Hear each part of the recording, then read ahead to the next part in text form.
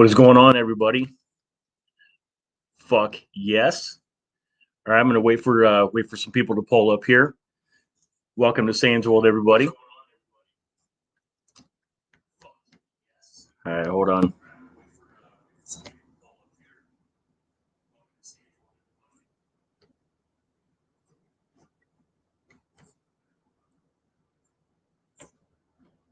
There we go. There was a mute there. I had my YouTube channel up, so make sure we're fucking good. All right, how's everybody doing tonight? Hopefully everybody's kicking ass. All right, everybody pull up. Let's do fucking roll call, shall we? Fuck yes. Bourbon Country Raider. I knew you'd be here. What's going on, dude? What's cracking? All right. Let's see here. Wait for some more people to pull up here. I got 8 people in the chat. Don't be a stranger. Say hello. All right, 9 people. Roll call. Tell me where you guys are at, man. We got a huge motherfucking guest coming up here in a few minutes. Tell me where you guys are at. Bourbon again, just got back from a walk with the wife. Kick ass. Cinnamon Girl. What's going on? Bourbon, everything is fucking good. Everything is fucking good.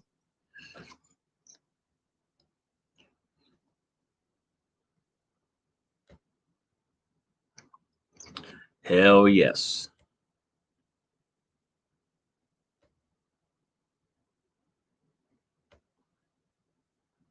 Cool. Bourbon, everything's good, bro. Dallas Fort Worth, awesome. Representing. Sheila Patton from Louisville. Is that in Ohio, I assume? Maybe it's Texas. Most likely Ohio. My guest is originally from Ohio. We have a lot of shit to cover. It's going to be fucking bananas. Got 11 people in the chat. Texas, kick ass. Everything's bigger in Texas, right? Texas. These got to be friends of Chris's. Hell yes. In case this is your first time here, my name is Justin Sane. I am your host of Sans World, YouTube's loudest rock and metal music channel. Except for the last episode I did it on fucking Duran Duran because they're just fucking badass. They're going on a tour, and I needed to cover it. Otherwise, yep, it's all rock and metal. So if this is your first time here, everybody, please hit the subscribe button, hit that like button. Lisa, what's going on? It's another Texas girl. St. Louis, South Side, checking in. RKH, welcome. Okay, Louisville, Texas too. Okay, I wasn't sure, Lisa. Cinnamon Girl, fuck yes, you know what's up. Bourbon Country Raider, of course, he's right now he's in Kentucky. He is a member of the military. He moves around a lot, and so yeah, salute to him. He's keeping us safe and yeah, kicking ass.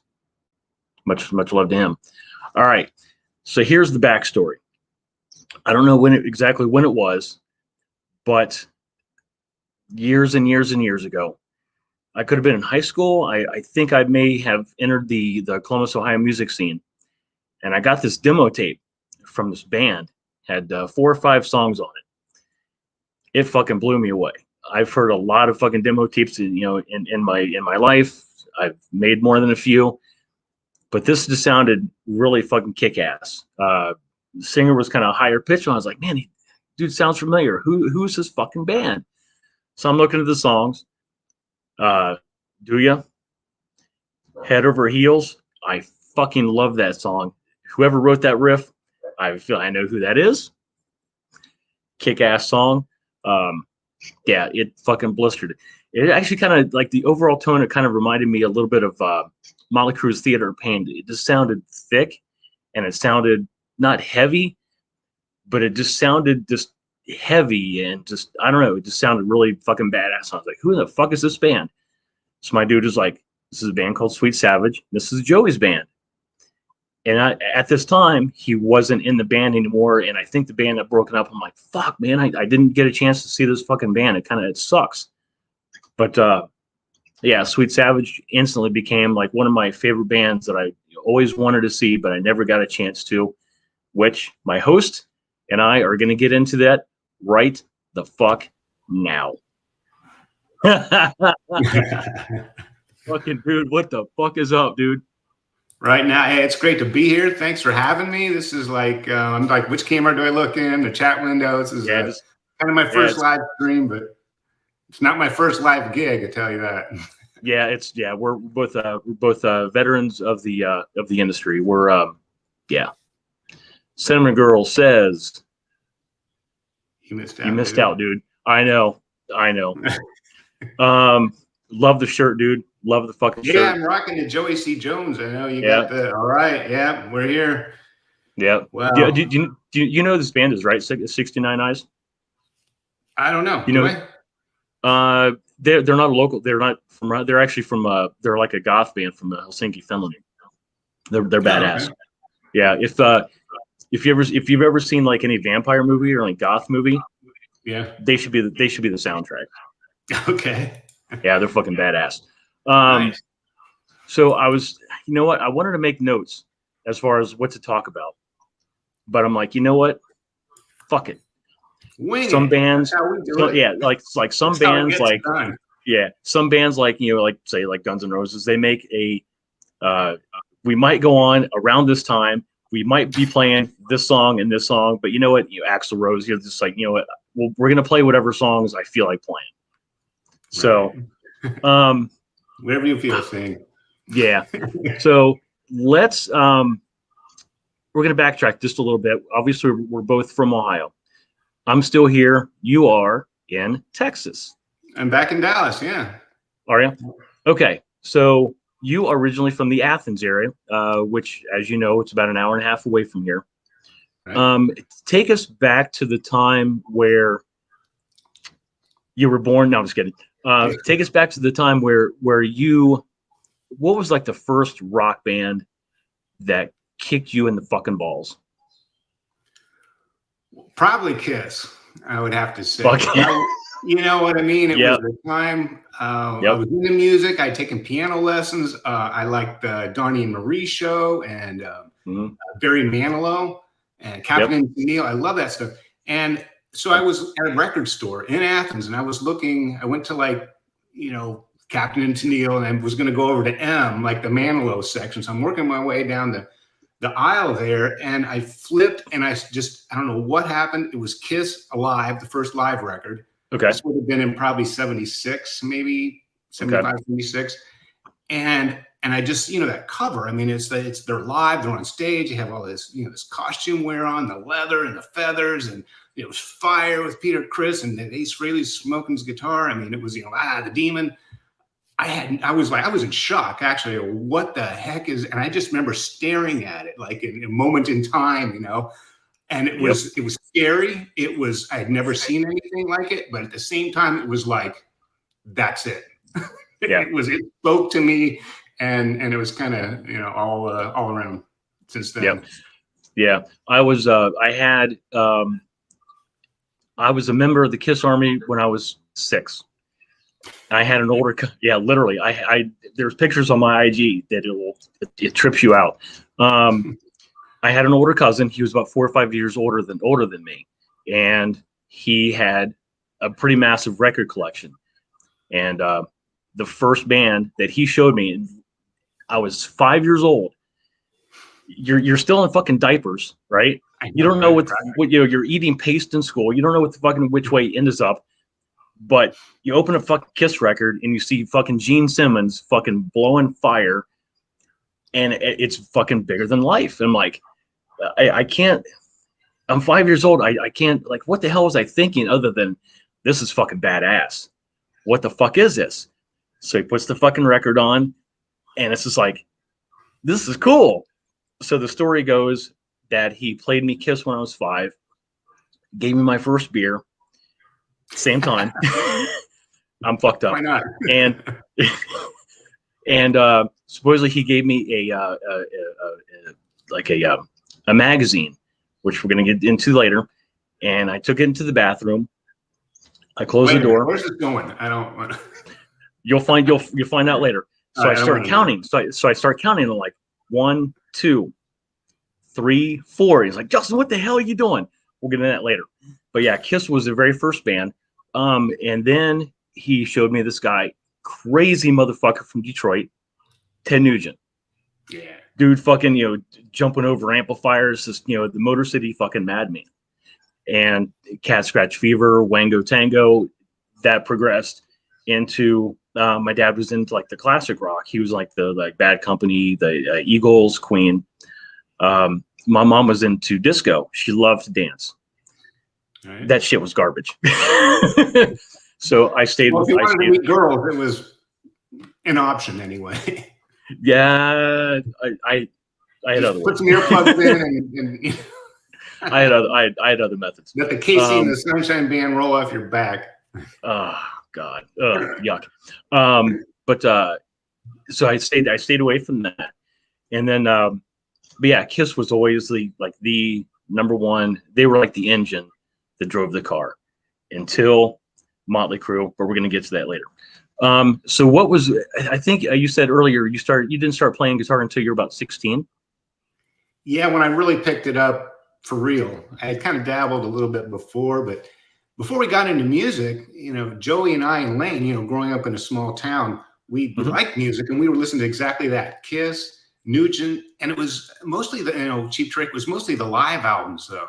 Yep. Kiss Alive, or the Double Live Gonzo, even Peter Frampton. Yeah. It was the Double Live. It was the live. We were always drawn to the live sound, the live energy with the audience, and we could just, there was no video, so you could just picture people when they're screaming on the live tracks.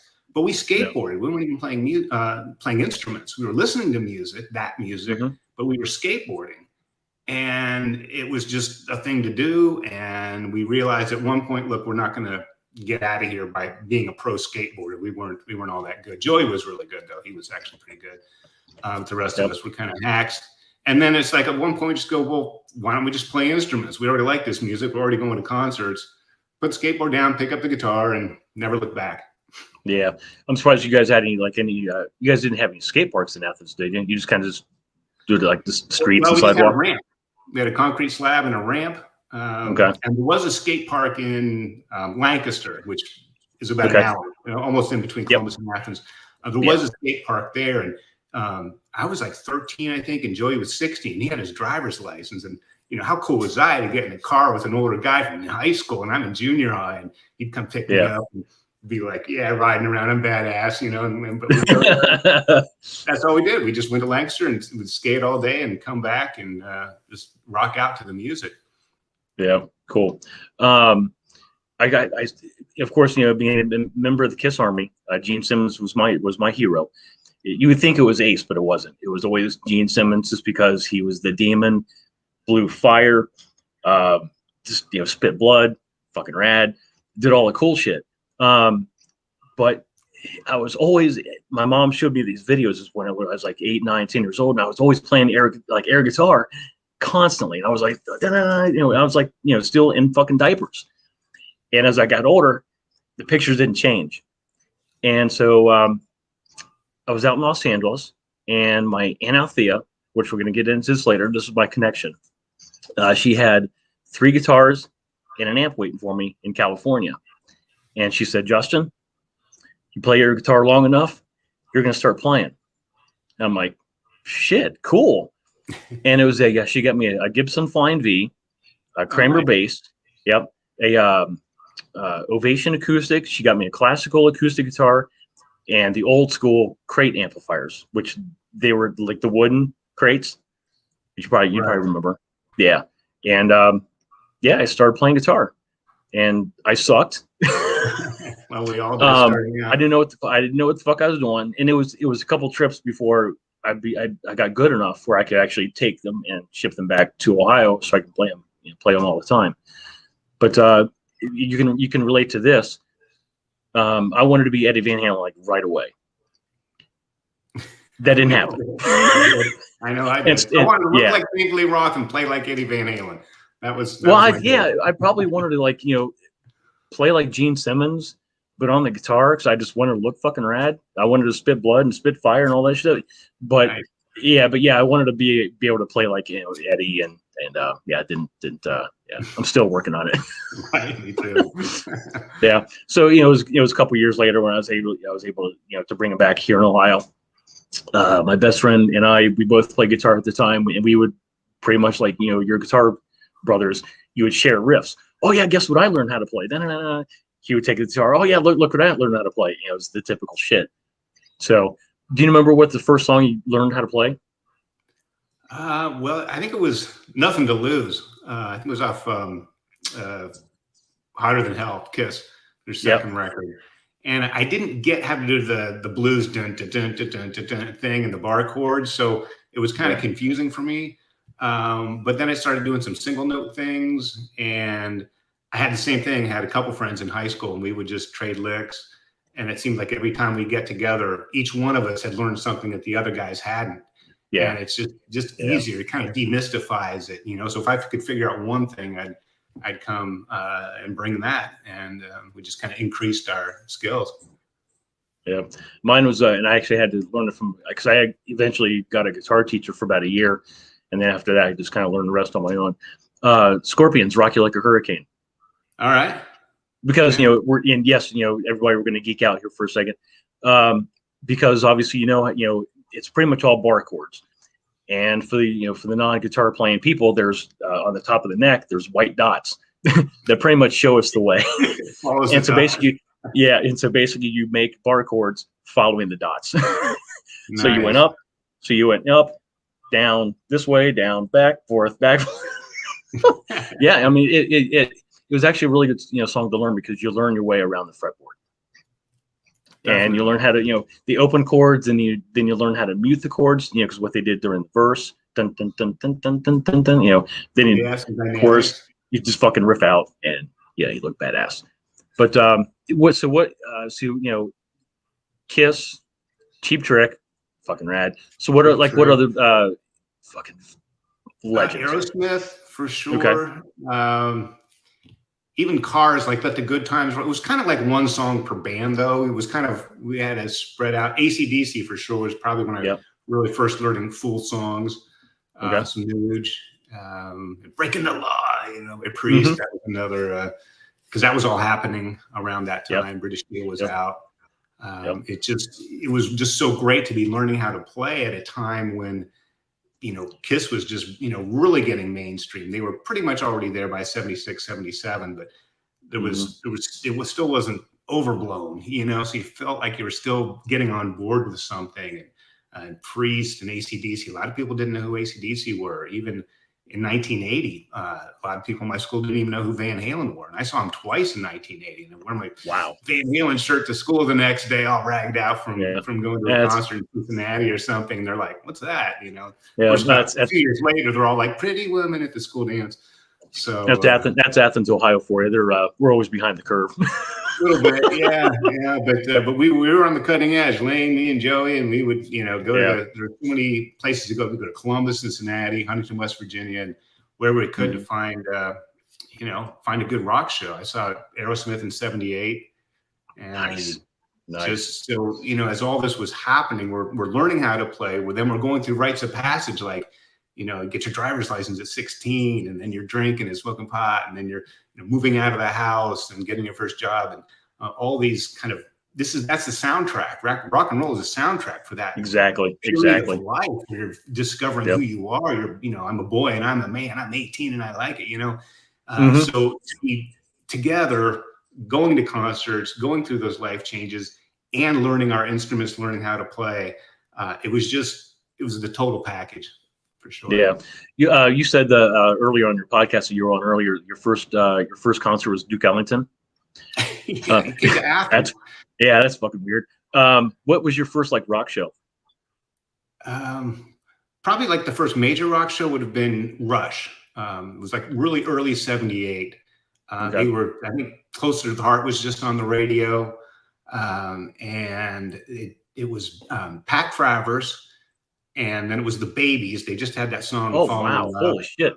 Wow. You know, John. Educate people on who the Babies were because they may not know who that is. We do, but yeah, well, it's John Waite, right? Who later on we just sort of more did a solo thing. Yeah, with the Baby. I think Cozy Powell played drums or something. It was, or maybe he was with Travers. I don't remember, but yeah, they had some, you know, pretty strong hit songs at the time. Pat Travers. The only thing I knew was like Boom Boom Echo the Lights.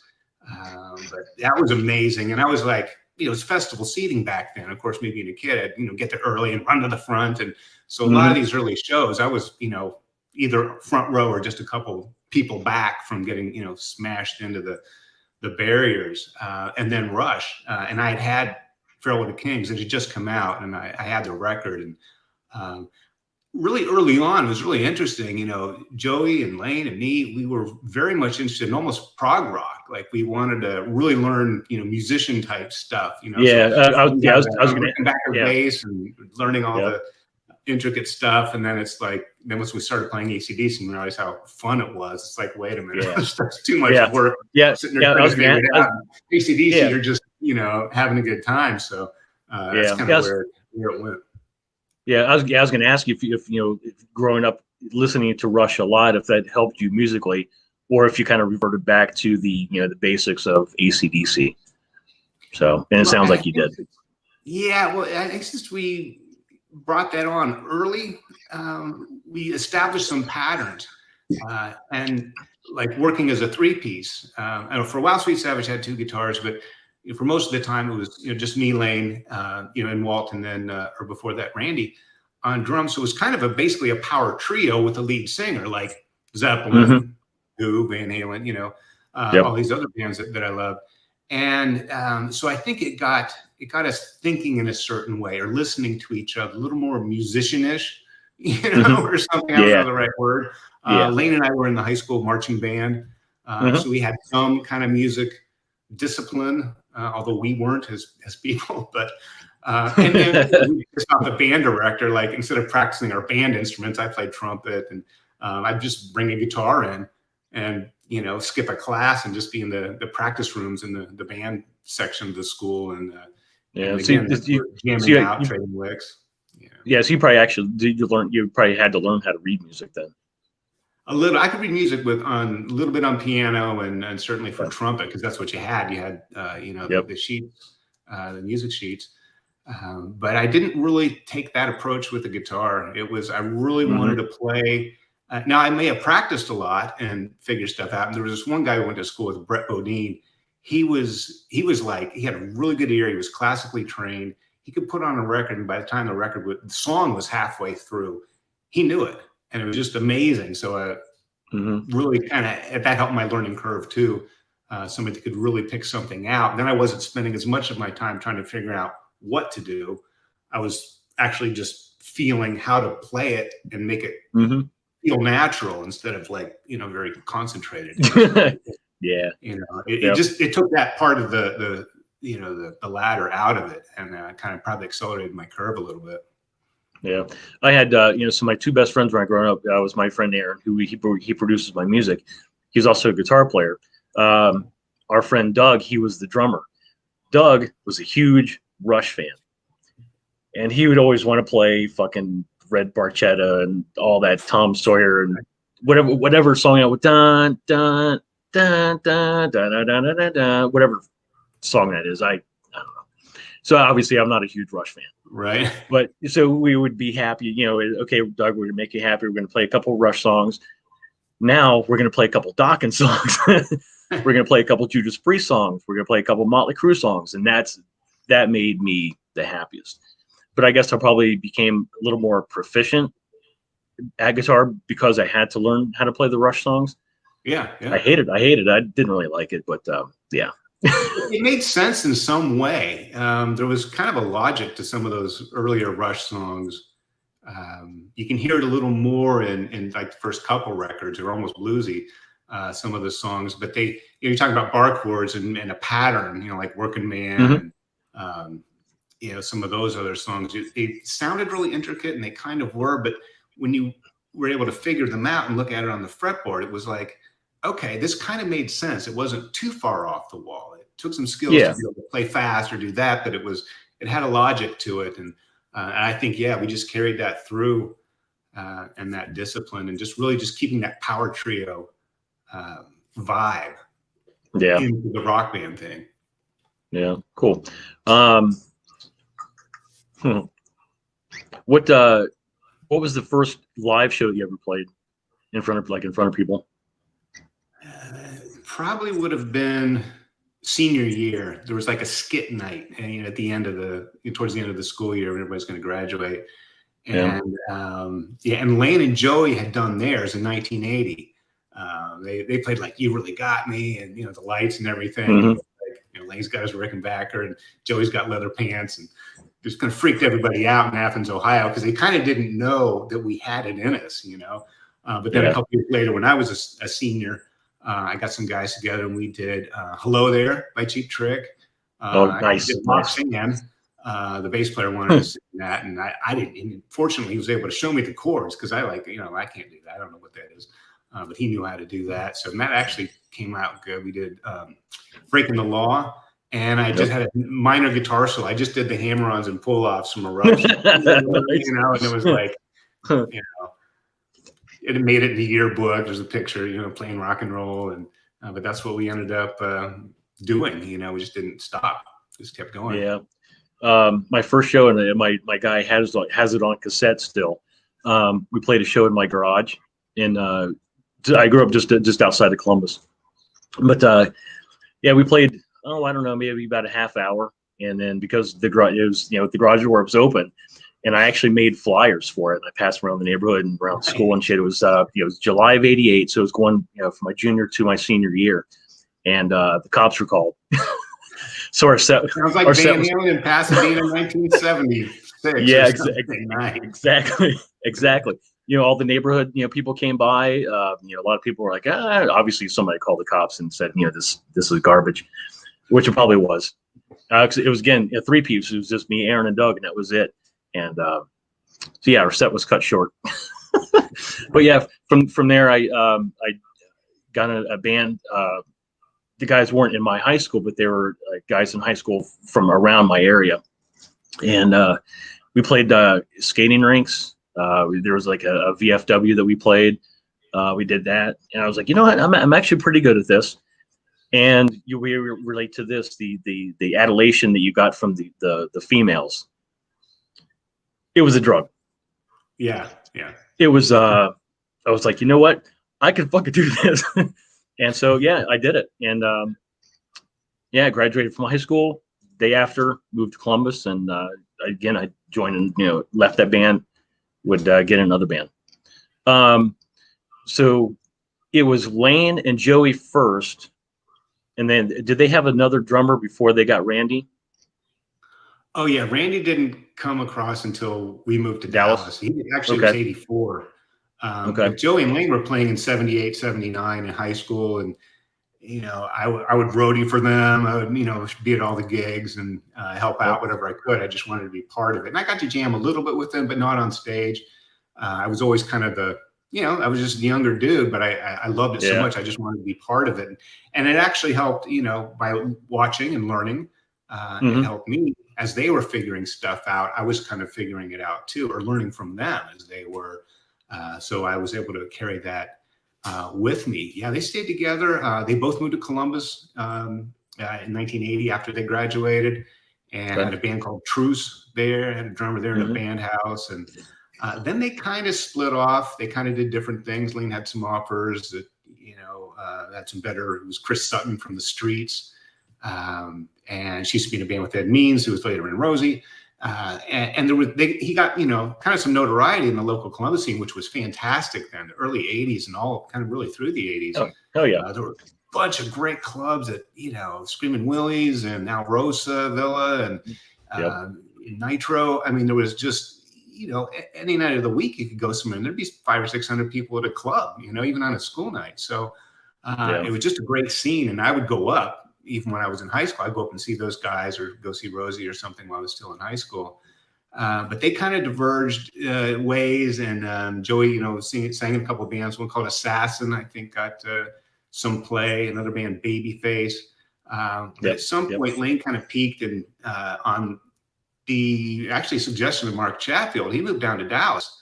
Now our father was living there, so we kind of had a place to stay, so it made it a little bit easier. But Dallas was never really initially one of the goals. It's like get out to the West Coast, go to LA. That's where it was all happening. As it turns out, Dallas had a great music scene. And then I came down. I started playing in Columbus. And Joey was still in Columbus then while Laine was fishing it out in Dallas.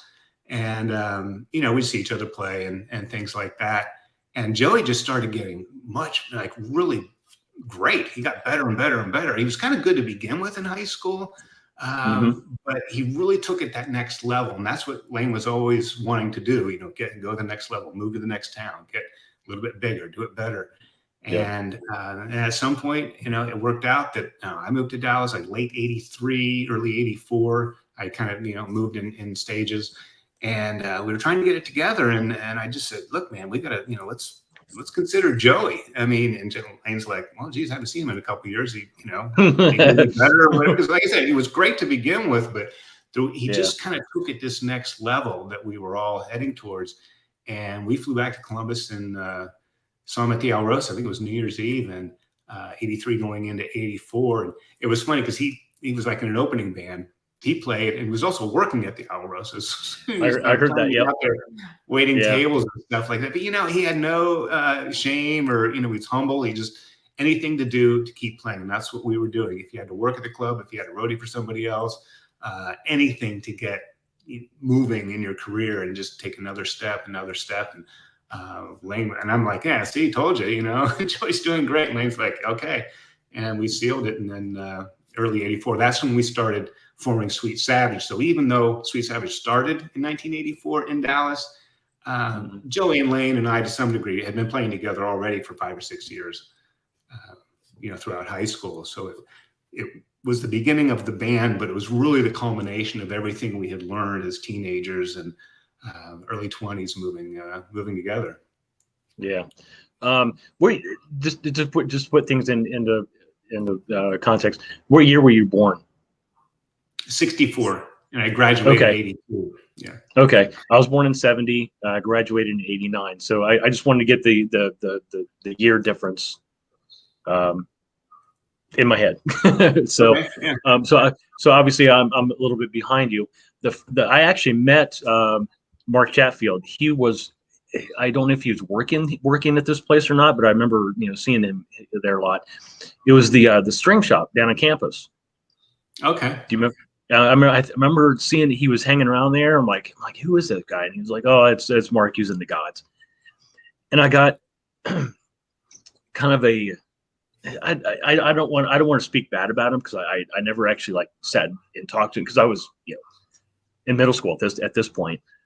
He just seemed to kind of have this thing about him. Just I don't know, just kind of rubbed me the wrong way. For me, he wasn't approachable. I don't know. Like I said, I don't want to talk bad about him. I really don't. I mean, because when I was in middle school, Rosie and the Gods were pretty much the kings of the Columbus scene at that point. And they definitely were. Yeah. Yeah.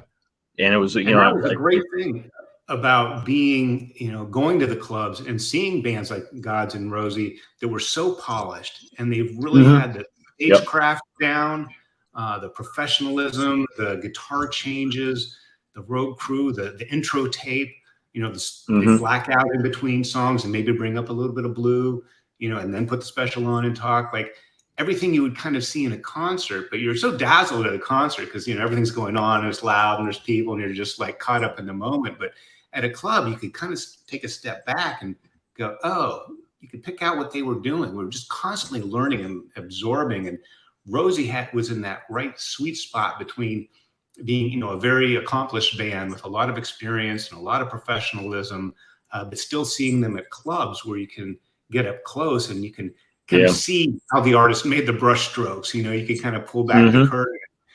So we probably learned as much from Rosie as any other band, any other national band or anything like that. They were as big an influence. Some of that musically too. They had an EP, and I'd pick out Under Control and try to learn Chatfield's leads and stuff.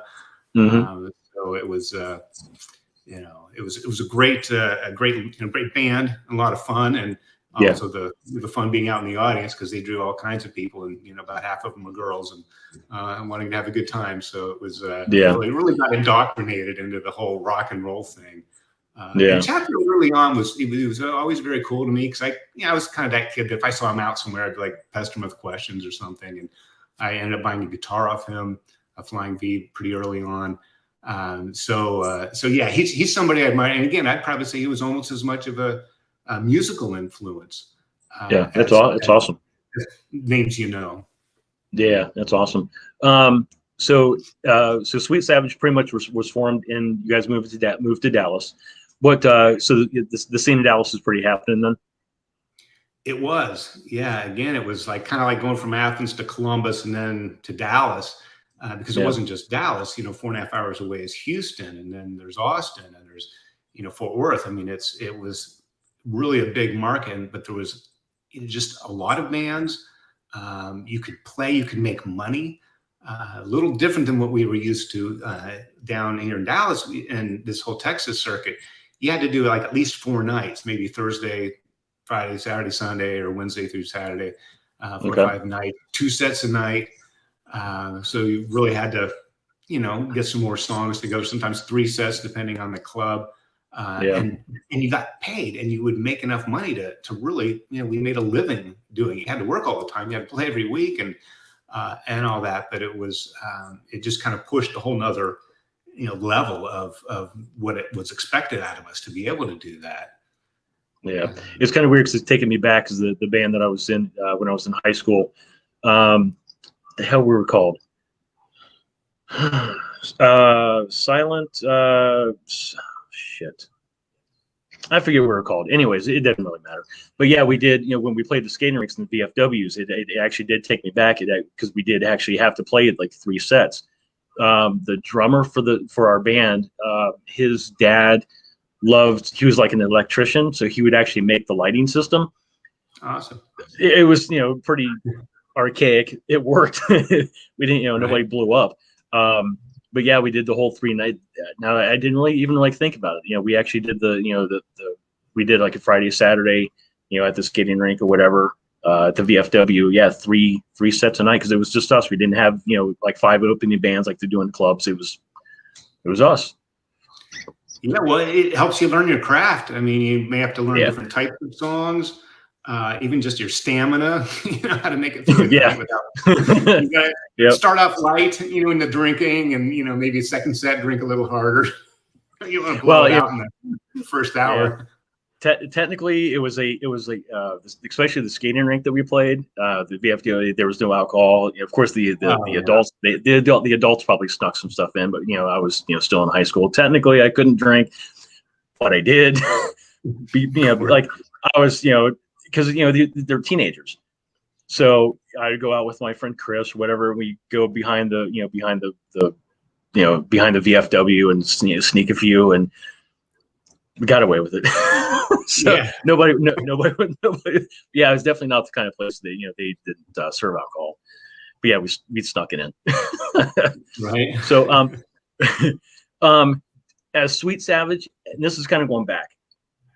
So through my teen years, and this is I'm going to blow your mind here.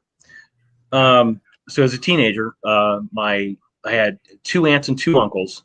They moved in 78. They moved from Columbus to Los Angeles for work. My uncle, one uncle had a magazine that was big time that you've heard of. Ohio really wasn't nice to him. So they needed to move to Los Angeles because obviously, California is more liberal and it's cool there. So whenever I wasn't in school, they would fly my mom and I out. And so I think my first venture into Hollywood was in '84. I was 14 years old, and I didn't get into clubs yet, but we drove around the Sunset Strip scene. You talk about fucking chaos. Yeah. I had never, ever seen anything like this, ever. Mass humanity of people. Yeah. And these are on the streets, man. Like the sidewalks were just packed a mile and a half. Imagine 10,000 people walking the streets on the sidewalks in a mile stretch. And this is going from, you'll know this, from Gazzari's to the Whiskey. Yeah. Mass humanity. It's like just people looked like people with long hair, just tons of people. I was like, man, these people look cool. And I remember just driving around, it just, all the lights and all the clubs and all that, you would hear music and stuff. And I was like, man, this is fucking cool. This is kick ass. What is this? And it was like, oh, these bands who haven't made it yet, they're playing all these clubs here to eventually get to where, and so they had a reference to where Kiss is. I'm like, this is awesome. So it was about a year or two later where I was able to get in the clubs and changed my life. Completely changes your DNA. At this point, you're playing these places, and I remember specifically, I don't remember what magazine it was. It was probably like Rock City News. Right. I remember seeing a picture, just a little ad. I have it somewhere in storage. One of these days, I'll find it. A little picture of you guys, Sweet Savage. Like, I don't know why. I remember it back then, but obviously after I got your demo tape, like, that's the fucking band. That's the band. It's like, this band, they fucking look cool. You guys all blonde hair. You guys look fucking bitching. It's like, this is the fucking band. It's like, damn it. I was like, but yeah, I never got to see you guys. But yeah, BAM, Screamer, Rock City News, you all remember. Yeah. Walking the streets, you were inundated with flyers. Every 5 steps, you would get somebody passing you a flyer. Hey, come check out our band. We're playing at the Troubadour. Hey, check out our band. We're playing at the what was called the Central back then. It became the Viper Room later. Yeah. Yep. Hey, we're playing at the Roxy. Just right there. We're playing. If you come check us out, I'm like, I'm only 15. Can I get in? It completely changed my life. So the aunt and uncle that flew my mom and I out, Larry and Althea. Larry Flint, Althea Flint. Okay. Obviously from Hustler magazine, they had a mansion out in Bel Air, and I would just hang out there with all my cousins and them, and they were just like, hey, Althea loved the rock scene. She loved she was specifically into punk. She would go to the country club in Reseda and see bands, just left and right. She was huge in the rock scene. She was a staple at the Rainbow. I'm surprised you never saw her there. she was there a lot. In '85, when we were out there doing the EP, these girls that we were staying with at the Oakwoods, one of them was like best friends with Althea, but this was also when she was getting sick. Yep. It was kind of during the early-ish in the AIDS crisis, and of course, drug use and stuff. But yeah, that's how I first heard of her and everything. But I knew who Larry was because Hustler's from Ohio.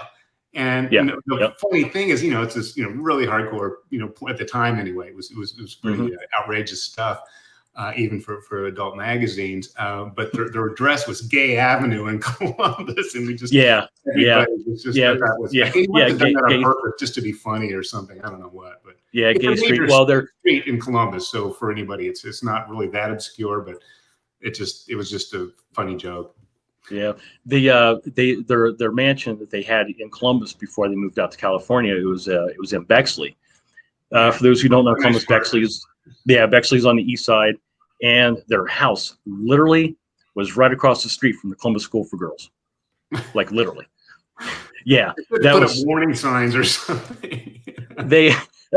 I don't remember, because this was like 76. They got married in 76. So I just turned 6.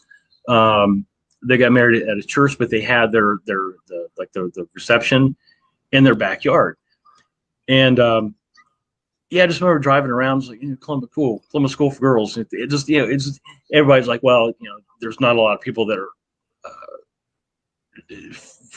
like fans of Larry, specifically around here, because it's just, it's just you can imagine. Yeah. Let me read some of these comments. We got new people in here. Let me just a second. Sweet Richard, my name is Richard Sweet. If you're still in here, thank you for popping in. I'm not sure how to pronounce this name. Ronnie Harden Maroney. Do you know her? Renee. Hi, Renee. Okay. Nice to hear the backstory of the band. I didn't realize I was there from the beginning. Cool. Renee, if you're still in us very early on, and of course we've remained friends ever since. But really early on in Dallas, like the very early shows when Pantera and Sweet Savage and a lot of other bands were playing all the local clubs. Kick ass.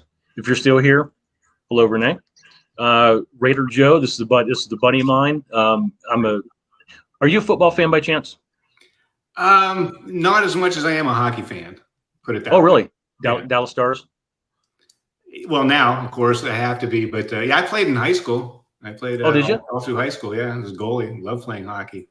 Okay. They were kind of like the bad kid with the sport from the other side of the tracks. Oh, you were the we didn't get the attention that the football and basketball did. We were kind of the black sheep athletes. I got you. And we didn't care. It's pretty scrappy, scrappy bunch. A lot of my followers. I'm a huge Raiders fan, so a lot of my followers are actually Raiders. Raiders kind of. He actually does a Raider YouTube content. Did you stick with the Raiders when they, Oakland to LA to Oakland to Vegas now? I mean, you franchise, not city. Okay. Yeah, I became a fan of the Raiders I became a fan of the Raiders when they were in Los Angeles. Here is April Martin. Where in Ohio are you from? You again are from Athens? Athens, yeah. Grew up K through 12. I was just there in November. Love it there. Okay. Oh, shit. Next time you're in Ohio, please. Oh, for sure. Yeah, it was kind of a quick bounce up and back. But yeah, I think we're going to – I was talking to Chad Stewart and some other guys. We're thinking about getting together late August, early September, and have a hoot or something. Next time you see Chad Stewart, if you're at a bar, have him make you a Bloody Mary. They're fucking lethal. Lethal. I can imagine, yeah. Oh, yeah. April Martin, I'm from Ashland, Ohio. I've heard of it, but I don't know exactly where it's at. It's down by the river, Ohio River, I think, close to, I think it's across the river from Huntington. It's near. Oh, West Virginia. Okay. I could be way wrong, but it's in that tri-state area for sure. Okay. This is a longtime friend of mine, Michelle Furman. How are you doing? Yeah, it's been a long motherfucking time. This goes back again, the Sunset Strip scene. This was like back then, back in the 90s. Raider Joe sounds like he would be a right fit for Raider Nation. We're all black sheets, baby. Fuck yeah, we are. Nice. We are the misfits. We're the underloved. We are the. You would fit right in. There's actually I tell everybody they're Raider fan, but they're not like necessarily like rock or metal fans. That there's a huge amount of musicians that are Raiders fans, like rock musicians that are Raiders fans, just a ton. What's the right colors? The metal colors, Yeah, silver and black. Yeah, silver and black. Yep. Let's see, April Martin. Let's see. Yep, Nowhere Athens says I love it there. I don't think I've ever been there. Let's see, between Columbus. Okay, that's where Ashland. Oh, that's wow, where I Ashland was wrong. Sorry about that, Ashland. Okay, I was thinking of Portsmouth, maybe. Oh, sorry. Get my geography. And again, that's Ohio. Who gives a fuck? Shell's good. I'm hanging in there. It's the best. It's the best we can do, girl. It's the best we can do. And Absolutely. She says, "Raiders, baby. No better team. There's no nation like Raider Nation." Chris, we're gonna get you on board. All right. All right. I love hockey. I love the LA Kings. Love the LA Kings. I was this would have been late 80s. I was staying with another aunt and uncle. They lived in Palos Verdes, and this girl that I was talking to, she was a huge fan of what was that guy's name? Kelly Rudy, who played for the LA Kings. Huge fan. But 88's when we made the big trade for Gretzky. And April says, that's okay. We're old. We forget shit. Yeah. Anyways, so so yeah, that's kind of the brain buster is my connection to California. So yeah, when I was a teenager, like every a few times a year, I was being flown out there just to witness the scene. I think this will blow your mind. The first club show I saw was at the Roxy. The band very very well, Odin. Oh yeah. I saw Odin at the Roxy. It was this Randy. I saw this was about the time where the documentary came out, and they were headlining the Roxy. Randy came out, fucking assless chaps, and I remember, yeah.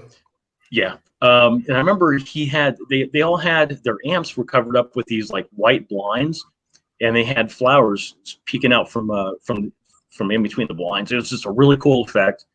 They kicked ass. I was pretty close to the front. One of the opening bands, they're called Shell Shock.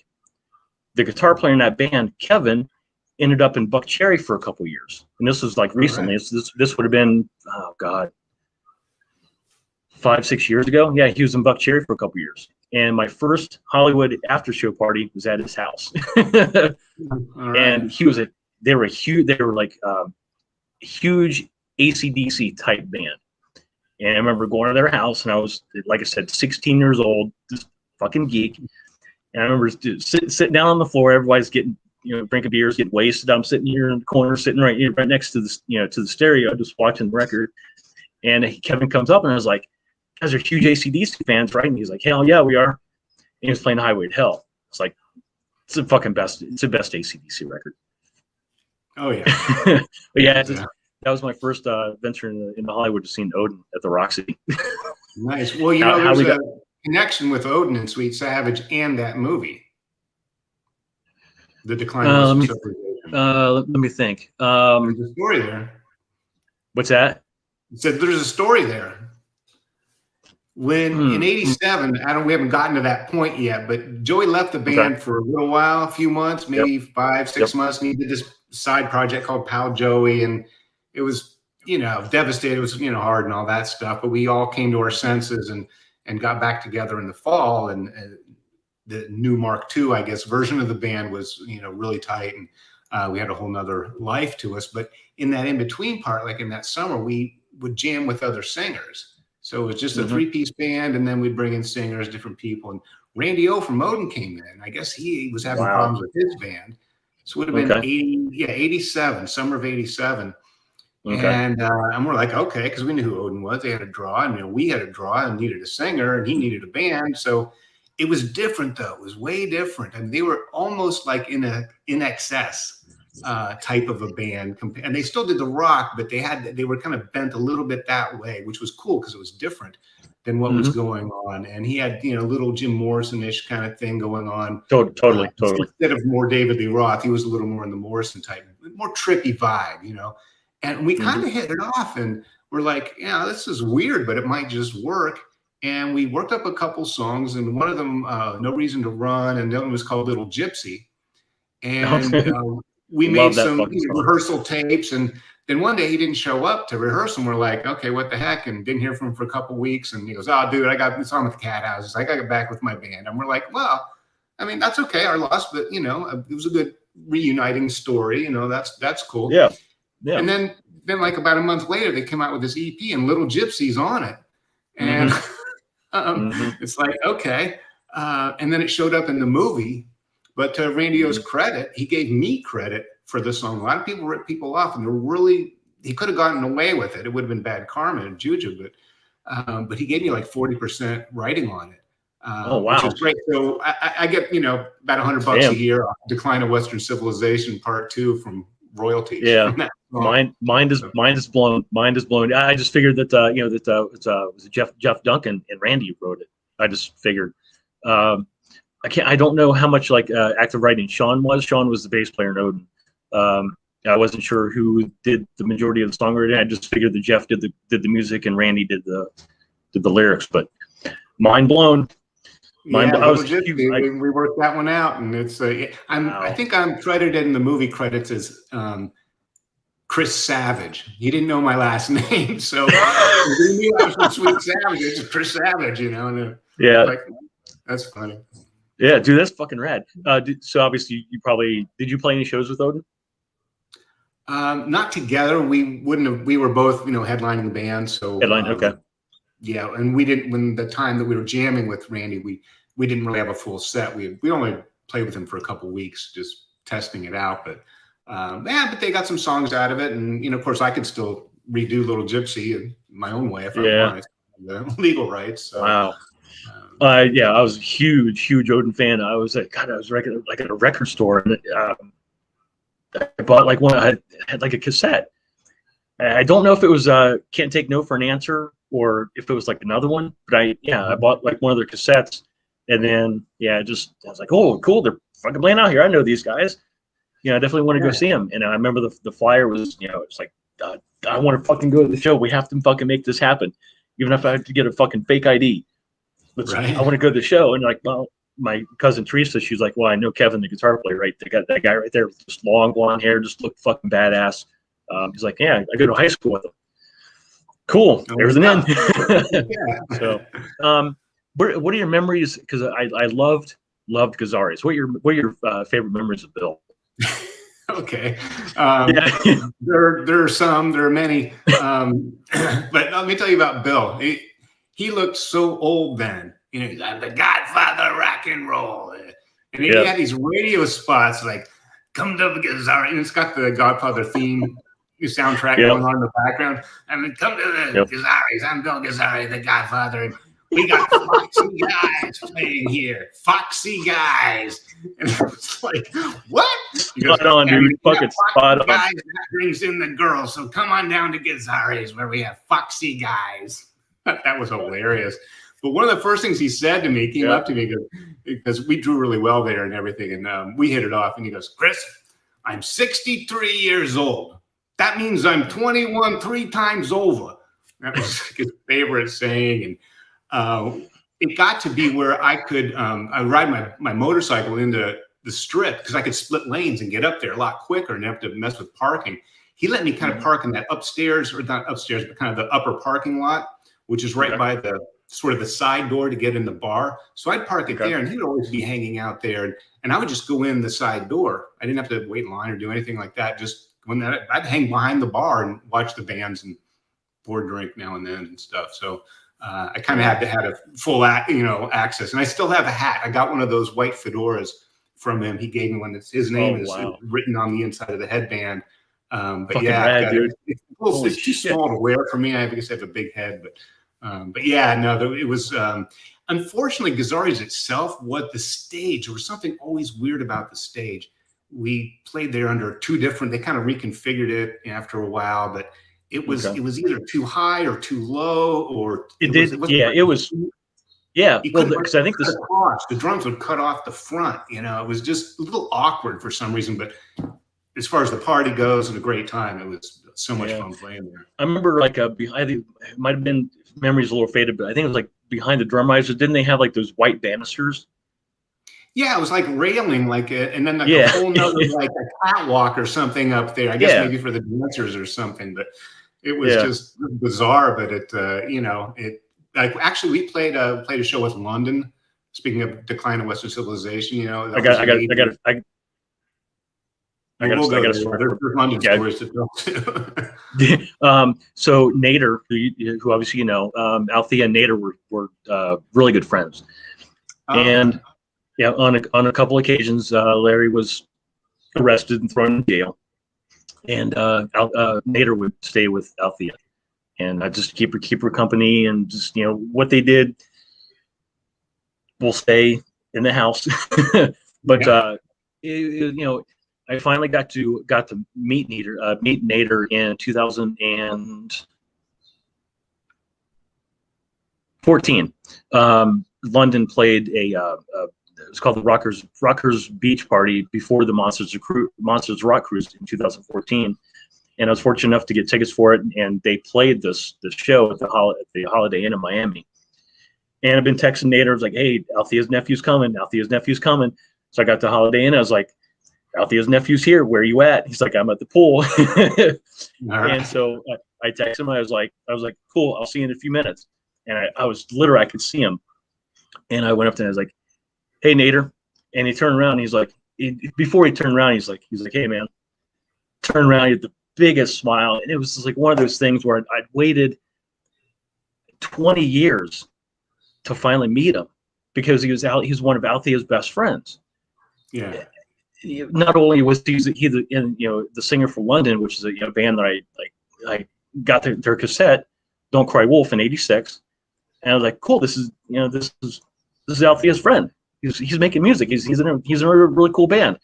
So it was cool. It was really nice to finally meet him. And of course we shared just tons of stories, and it was a really good night. Really good night. We got plastered the night after the show. All right. That was a huge. He's a really good guy. Yeah, he was sober-ish. He didn't really party, but I did. I don't remember much about it. I don't remember much about it except for I have pictures. His drummer Krieger, which remember him or not. Krieger played with Ike and Tina Turner back in the day. Yeah, that dude's fucking old. Right? He was in Greg Giuffria's band, Giuffria. Yep. Yeah. I remember asking him. He's so cool. He's super nice. I'll like after we're done, I'll show you a picture with me and Krieger after we're done. I remember asking him, I was like, if you could be in one band right now, other than London, who would you be? He said, Three Dog Night.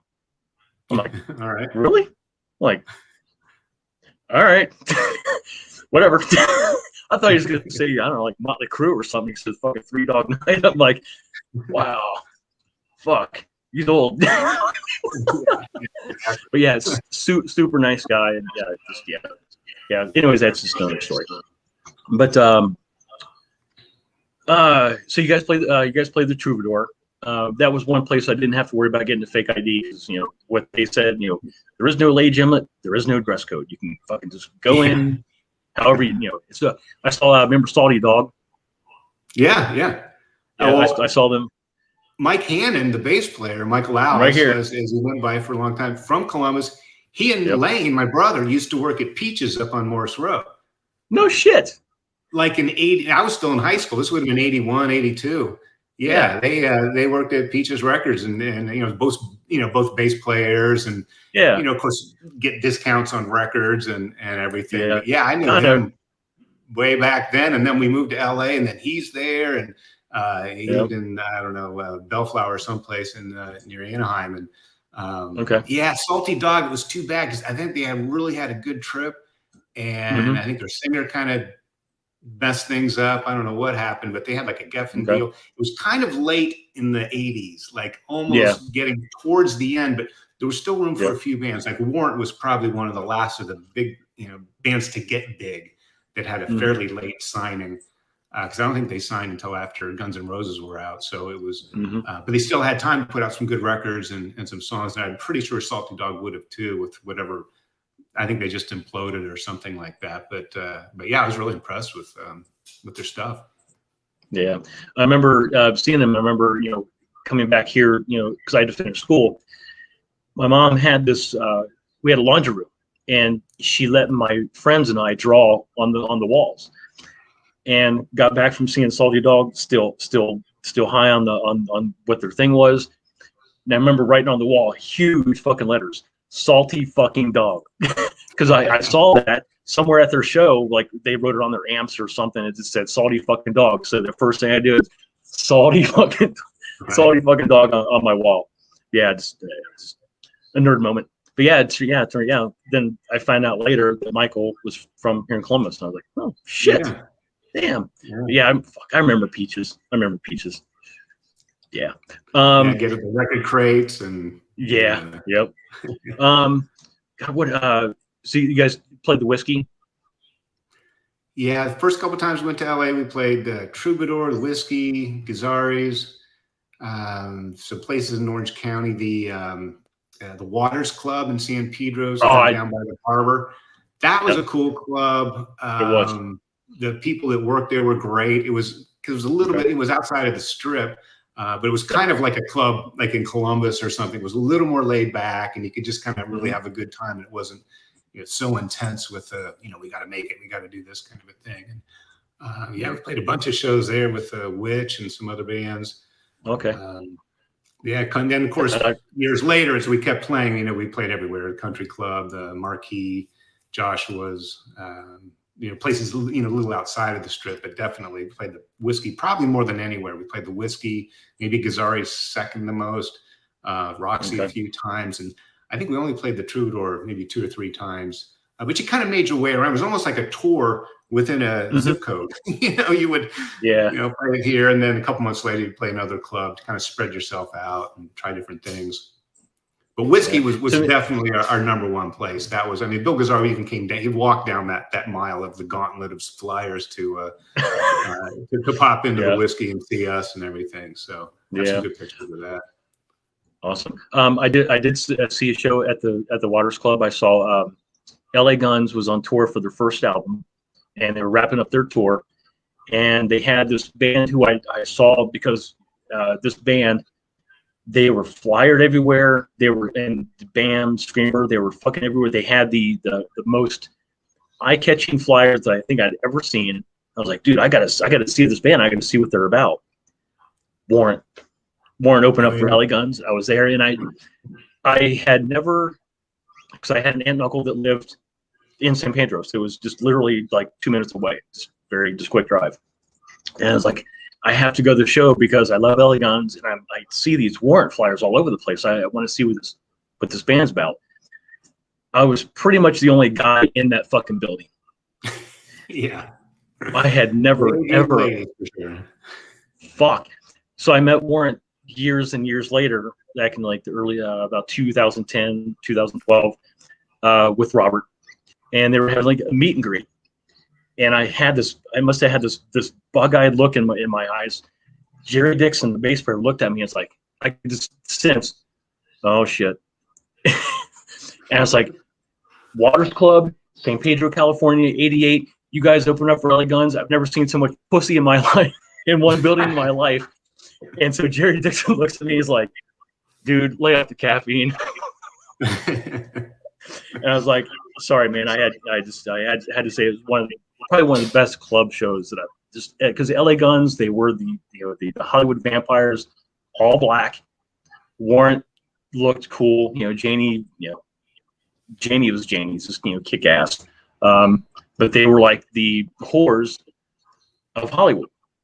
Just very sexual. They had at that time they had the endorsement with BC Rich. They had the custom guitars with the dollar signs, and Joey had his guitar. They just looked fucking rad. Just probably one of the best club shows I've ever seen. Yeah, they worked hard for a lot of years to get to where they were. And Janie and Sticky were from Cleveland. Yep. Yeah. So you guys are probably you were probably pretty close friends with them. Yeah, definitely. There was really a sense of community, and there's a lot of competition. All the bands are all fighting for the record deal and everything, but everyone also wanted everyone else to do well, and since you weren't playing all the time like we were on the Texas circuit, you would actually go to a Warrant show, or I would, to promote our show. Like the following, then they'd come to our show partially to see us, but also to promote their show. So there was competition, but there wasn't a lot of overlap, So there was space to breathe, and so I got to see a lot of bands. But you were promoting as well for your following show, and it's nice to go to a club where a band draws like Warrant. They pack it in. I saw them at Country Club, Gazzari's, Whiskey. A lot of places. Janie sat in with us a few times. This one night, Brett Michaels and Janie sat in with us, and Cece was there too. He played Surrender. Just fun time, Yeah.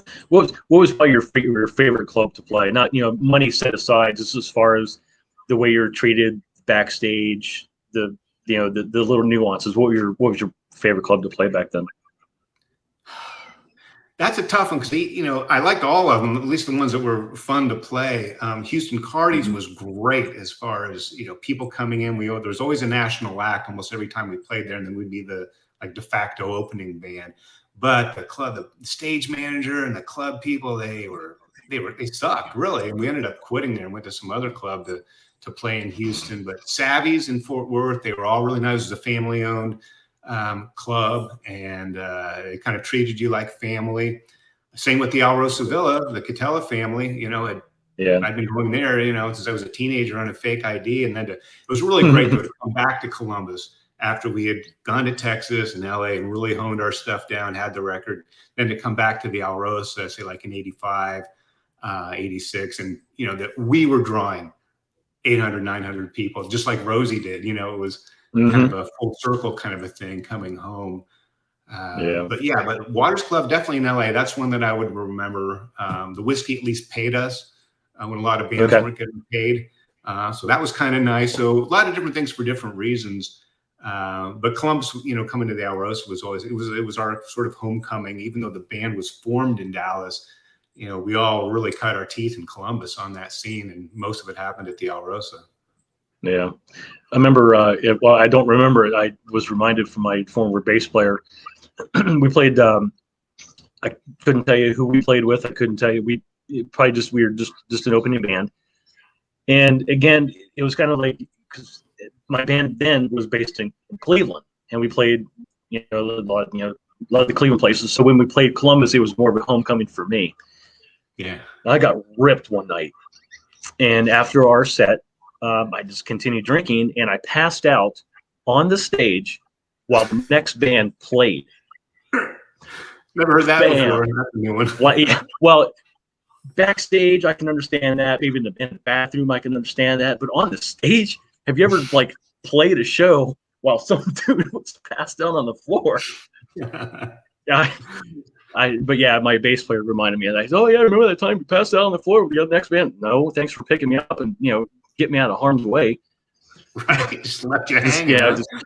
The Alrosa was it was second home to a lot of us. I'll never forget that place. I've done a couple YouTube episodes from there.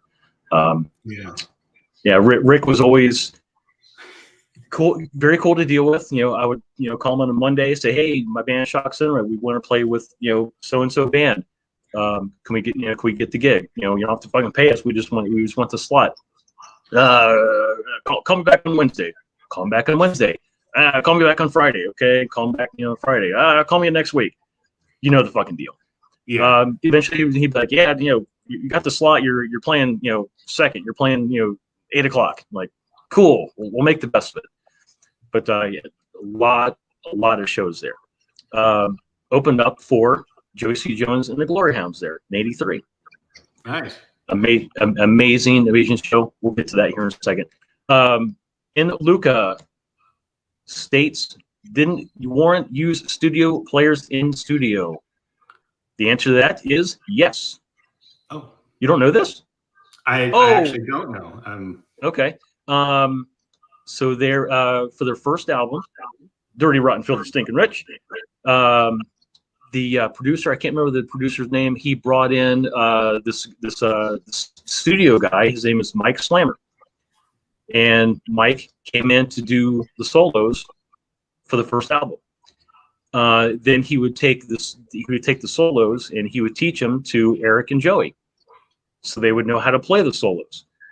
But as far as any other studio sessions, you know, studio players for the Warrant records, that was the only one that I know of. Yeah, Mike Slammer. He was brought in by the producer to do all the solos. So yeah, they're not done by Joey and Eric. So that is correct. Because they're such good players and really good songwriter. The whole band. Well, Janie is a fantastic songwriter. Always was. But I've heard of that happening. Even like Aerosmith, I think it probably had a lot to do with drug use. That Joe Perry couldn't actually play that. He could kind of write it and slog his way through it, but he couldn't really get a crisp take on the track. And Bob Kulick, Bruce Kulick's brother, I guess he was kind of a uncredited but definitely paid pinch hitter to come in. So he kind of played Joe Perry's part. He was kind of you know, I don't know how much of that is common knowledge or something. It's probably not too much of a secret, but that was kind of surprising about Warrant, but because they're all competent players, but maybe they wanted little more melodic solos, because there was a tendency then that the bar was raised so high and you're really obligated, almost forced to have to shred. You had to have a shredder guitar player if it was the only guitar player. And because, there were, it was George Lynch, or it was, it was Justine Bora, or, of course, all the other guys, Eddie Van Halen and everything that, you kind of had to have that. And that's fine. But I think it pushed people a little further, that you had to be even faster and crazier and do something else weirder. That may or may not have fit the song. I'm a song guy. A lot of my leads from back then were ones that they almost stand alone on themselves as like a melodic bridge, like a melodic instrumental bridge, more than just an excuse for me to rip some scales out. And as much as I like doing all that stuff too, there's a place for it. But to me, it just always has to fit the song. You're writing the solo for the song, and you could see it though. There was a time you could go see a band, and the guitar player's he's just waiting. Okay, first verse, chorus, second verse, second chorus. My turn. You're on the whole time. You're playing that, open G chord like it's, the best thing in the world, So I never understood that. But, anyway, little anecdote I didn't know about the Warrant record. Yep. Yeah, it was just, as far as I know, it was just on the first one.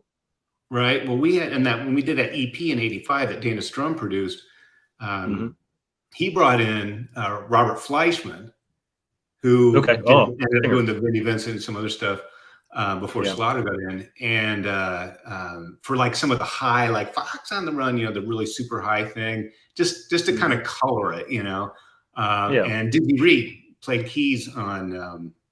Who did the little thing on Head Over Heels, just kind of a coloring thing in the background. It's not prominent because we didn't have a keyboard player, but it was just enough to, and Fox and One, which kind of really needed a key thing. But that was Dizzy Reed, and it was so funny because years later I ran into him, and this was after I hurt my back in the plane crash and everything. I went back out to LA and I was at a party, and I go, "Oh man, dude, it's great."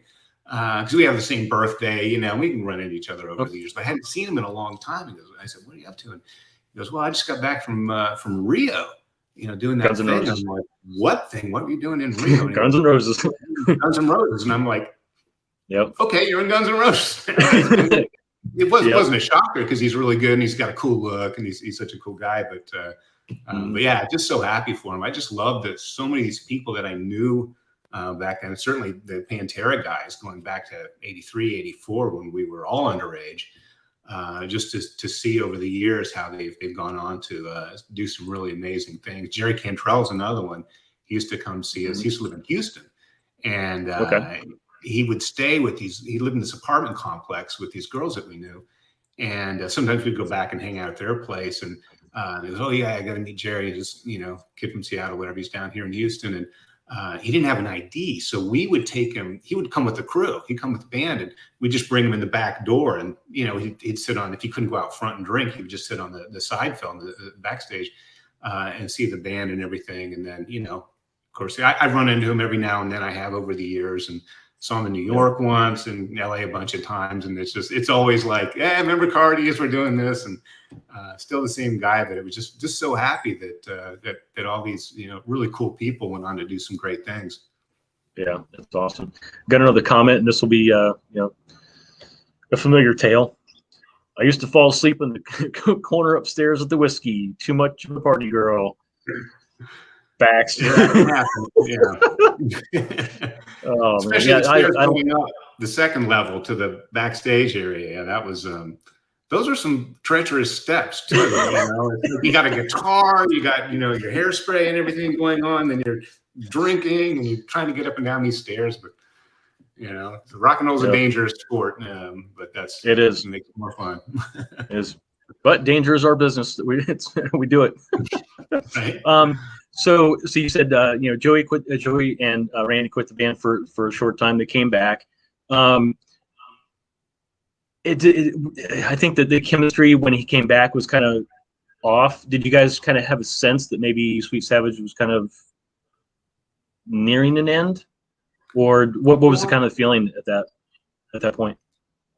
Well, when he first left, and we had moved to LA and we did some showcases. You know, things were really going great. And it's a common story that someone comes in and says, "Hey kid, you know, I'll make you a star. You know, just leave these guys. You're the one people want, and ditch these. I'll build a band around you and make you famous." And you know, we fell for it or whatever. And but he when he came back, at first we were like, you know, come on, you left us. You know, it's kind of like going back with an ex who had ditched you for some other guy, you know, and it's like, I don't know. But we had been rehearsing all that summer with Walt Woodward. He was in Shark Island and another band called Americade long before then, out of New Jersey or something. And he was like the cool looking guy in the band. And we'd known him from the clubs or whatever. And then he ended up, jamming with him. He did Scream with John Corabi. Exactly. Super good drummer, super good guy. But we really honed the band in. I think we had played so much. We were always on tour. We were always playing the clubs. We didn't really have time to just rehearse, you know, for 2 or 3 weeks at a time. And to get to do that, I think we really sharpened, really listened to each other and really sharpened some things. And Walt's a really good musician. But so when Joey did come back, we were like a little leery. And man, after like the second song we did, it was just like, it was kind of like better than ever. You know, I think like after the breakup and then the coming back together, we had kind of explored some things and made some mistakes and came back. And I thought that version was really good. It was, you know, at least as good as the first version, a little different, even though only the drummer was different, but we were different because we were a couple years older and had gone on, and the draw was still incredible. I mean, it was probably better than ever in LA, the name recognition. So we felt that when having Joey back in the band, that, okay, this is it now. Now it's going to stick. Now we're going to stay. But yeah, there was at one point it started, you know, the wheels were kind of coming off, but it actually coincided with the whole music scene in Hollywood, the whole Sunset Strip thing. By 88, 89, you know, there were just signs of the writing was on the wall. They were trying to crack down on all the people in the sun. They were talking about this, you know, sea of humanity, these people on the sidewalks. And it got to be where people wouldn't even go to the, you know, a lot of them wouldn't even go to the club. They're like, okay, let's go. It's 11 o'clock. Let's go out. Oh, you're going to see. Oh, we're not going to see anybody. You just walk up and down the strip for 2 hours and find out where the after party is. It was like there was as much of a scene outside the club as was going on inside the club. So yeah, the crackdown was happening. The grown-ups were showing up, and the writing was on the wall. So when we finally did part ways for the last time, it was as if the scene was dying, and in glam too was not really as you know, I think it kind of ate itself. It got to be too popular in a way. And again, just like the shredder guitar thing, then it became about like, well, how big is your hair? And well, how blonde is it? And can you make it stick up this way? And it's like, we did all that, but we weren't really about that. That was always the coloring or the, you know, the icing on the cake, you know, the accessories, you know, the core was always the music and really playing authentic guitar rock and roll. Yeah. What I want to go back just a little bit. We're going to rip the Band-Aid off. You guys were offered a deal with Enigma Records, who at the time, for some reason, I thought that they were like a subsidiary of Capitol, but I was off. They're not. They were just an independent at that time. So you guys chose to not take the deal. It wasn't a good deal. Okay. But I think Joey said he didn't take it because it was very backloaded, which for the non-musician, basically you're paid on the back end of the contract, not so much. What do you remember what the advance was? Well, it was a $30,000 budget for the record, and you know. That was not much money then for a record deal, because our that 5-song EP started out as a demo. That's the one that we shopped and you know, we're offered the Enigma deal. You know, that was, I think we spent like $8,000 or $10,000 on that in 85. So recording was really expensive then. It's not like now where you can just get a computer and you can put 24 tracks down for next to nothing, you know. It was harder and more expensive, and just logistically difficult to do. And we thought, well, geez, if we did this on our own for 10 grand, for 30,000, like we knew we could make a lot out of it, but it was a little bit like, that's not much of a deal, and distribution was really the thing. But we were also thinking, because Rat had an EP, a self-produced EP. I think Great White did too. There were bands that, based on independent, self-funded release, that would go on. Motley Crue had it was a full album, but their Leather Records was independently produced. And so, we were kind of on the fence with it. There was reasons to do it, reasons not to do it. But at the end of the day, we didn't do it. And then it went to Poison, and they took it, and they made the most of it. And they even had a crappier deal as far as their management goes. I think the early manager took like 50%. Like, it was an insane amount of money. They finally were able to litigate their way to change that, once they had more power and money. But yeah, that deal, and then of course going to that band Poison, really made Enigma. And then they got absorbed by Capitol. But distribution was you could put out a record, but you can't get it in the record stores without the distribution arm. And we didn't think that Enigma really had it at the time. So you can look back and say should have turned left or turn right, but I still stand behind the decision at the time, because it could have been, 6 months later, we could have gotten something else, and we entertained other deals. Unfortunately, when Joey left the band the first time, that was what I think kind of tripped up the momentum a little bit that we were working towards. Even though we generated a lot of interest, even, when he came back, did some demos, did one at Tito Jackson's home studio, and that was a funny story. Nice. But yeah, it was, and looking back, I mean, Sweet Savage is a band from the 80s. We started in the 80s and we died in the 80s, and the whole 80s scene died in 89, December 31st. It just seemed like it went with the time. And if you look at pictures and old videos, we're always going to be 24 years old. It's a little bit of forever.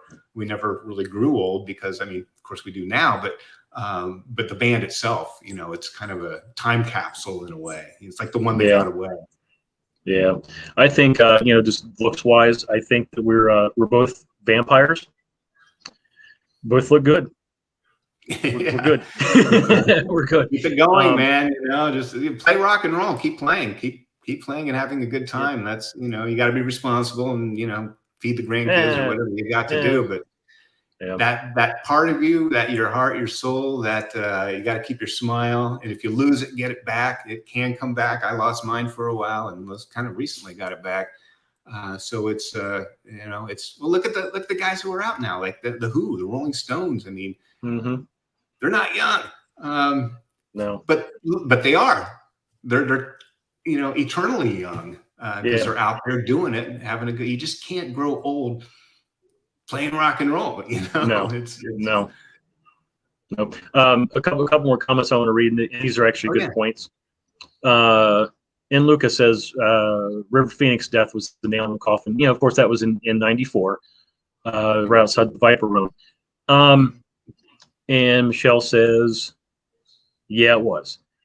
So what, because I was still going to the clubs into the early 90s.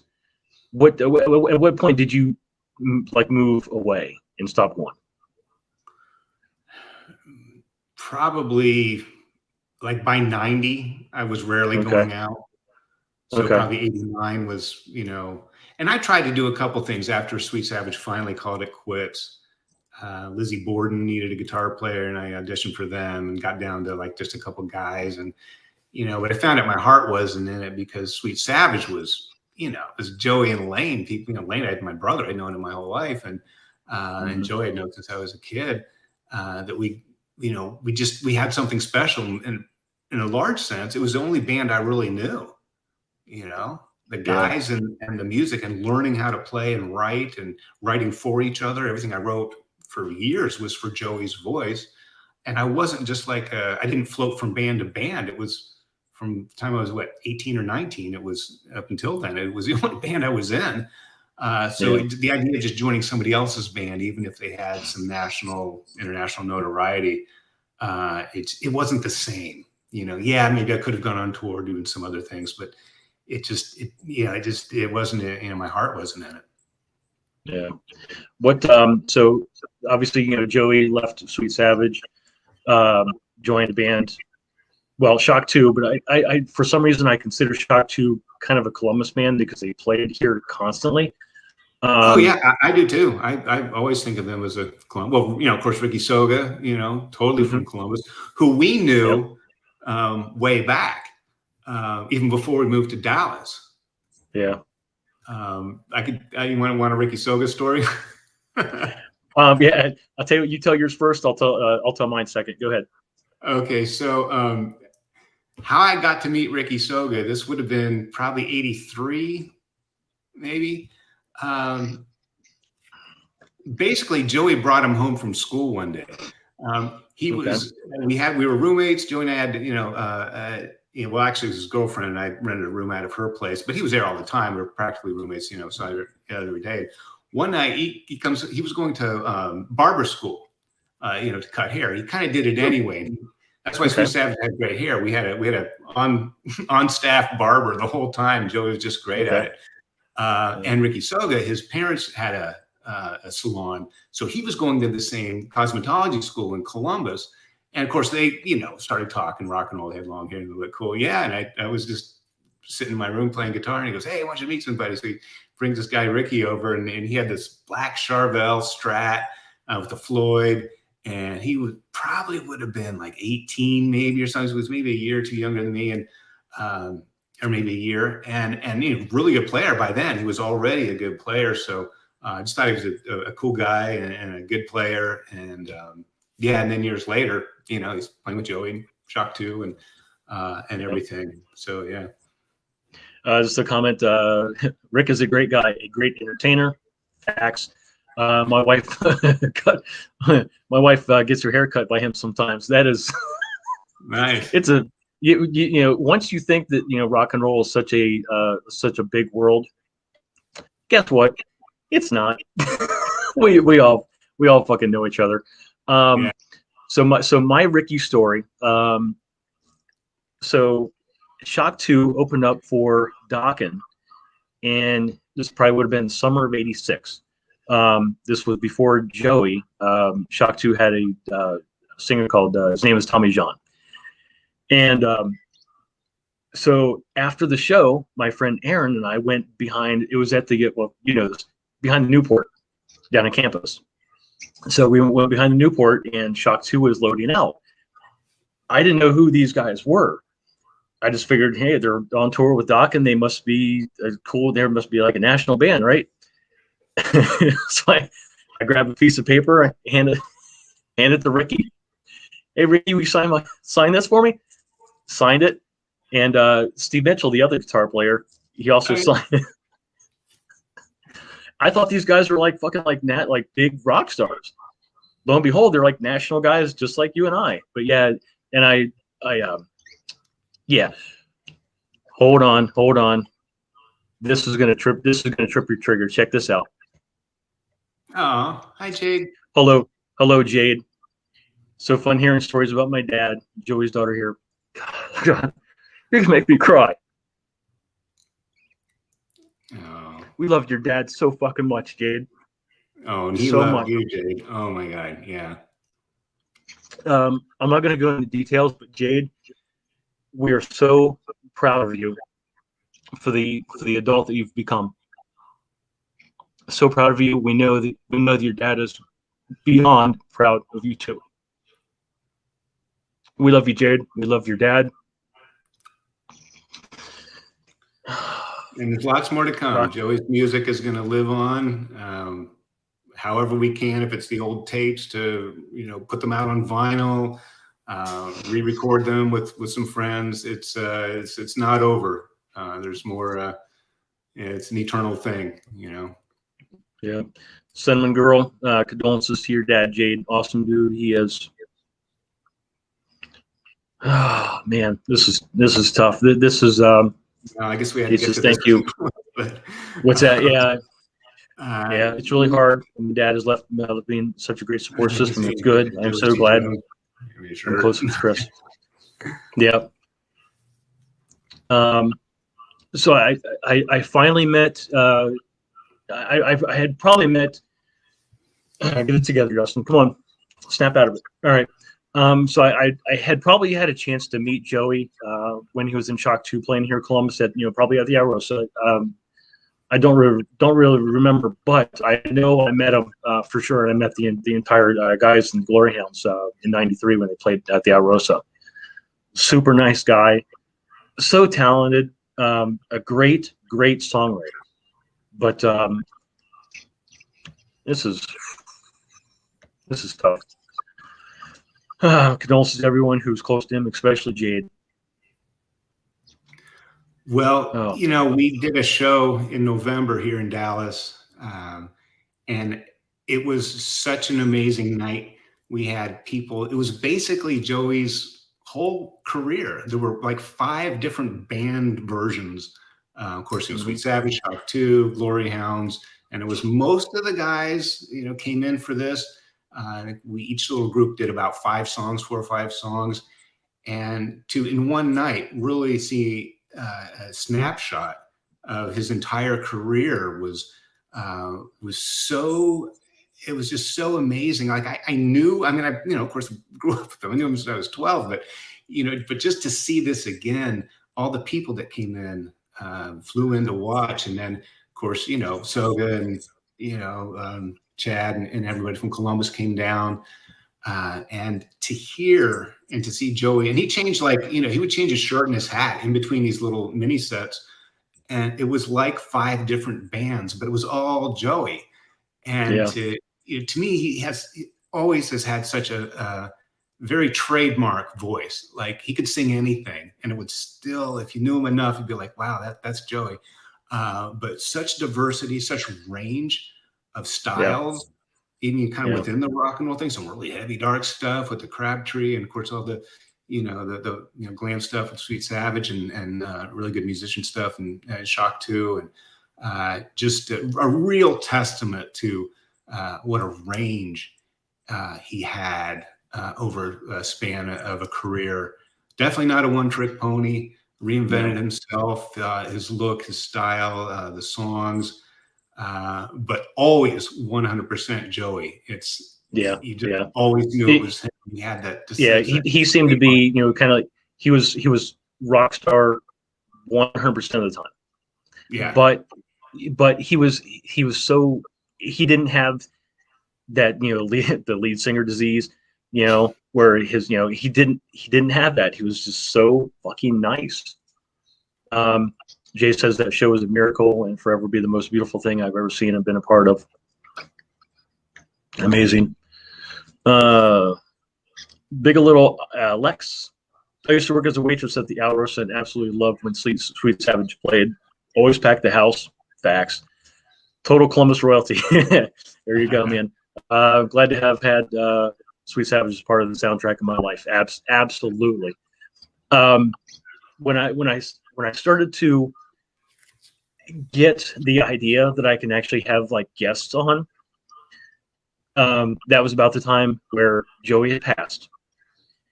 And I found you on IG, and I'm like, I wonder what the chances are that Chris would want to do something like this.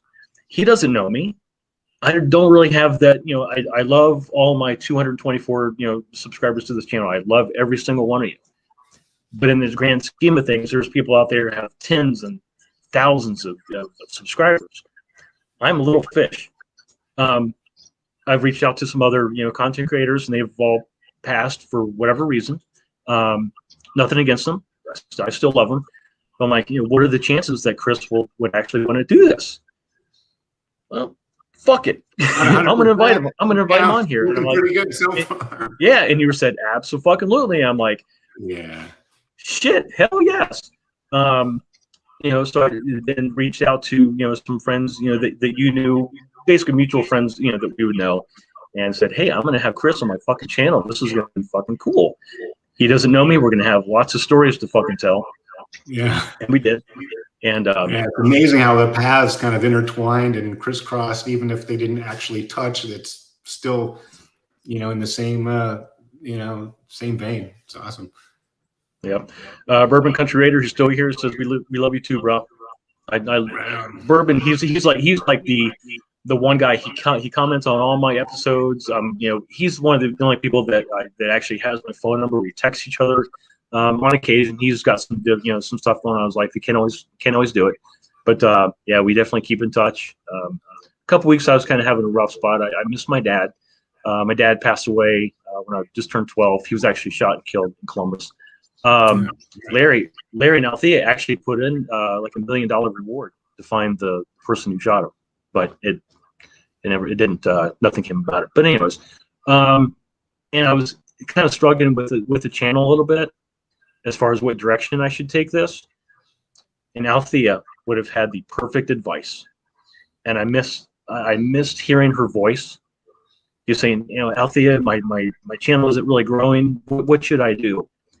And Althea, she would have said, Justin, you just got to keep going and just keep doing your thing. And if you love what you're doing, it'll come through. And don't give up, you motherfucker. Don't give up, because Larry didn't, and you shouldn't either, because that's not what our family does. I'm like, I snapped right out of it. Bourbon helped me. So Michelle says, thank you, Justin. I love hearing the stories. We love telling them, because we're old enough that we have a lot of stories to tell. Maybe some wisdom to impart, maybe some, hey, you may not want to do this in life, or hey, check this out. This may work. But yeah, it's good to tell stories. Because people relate to them. Stories, but it's all the people. It was a very people-oriented thing. Yeah, there's the show and this and the party and this happened and somebody did that, but the connections and these friendships. These are going on 40 years now that I've known some people through music and through Joey and through playing. Yep. It's just great, and a death is a really hard thing for.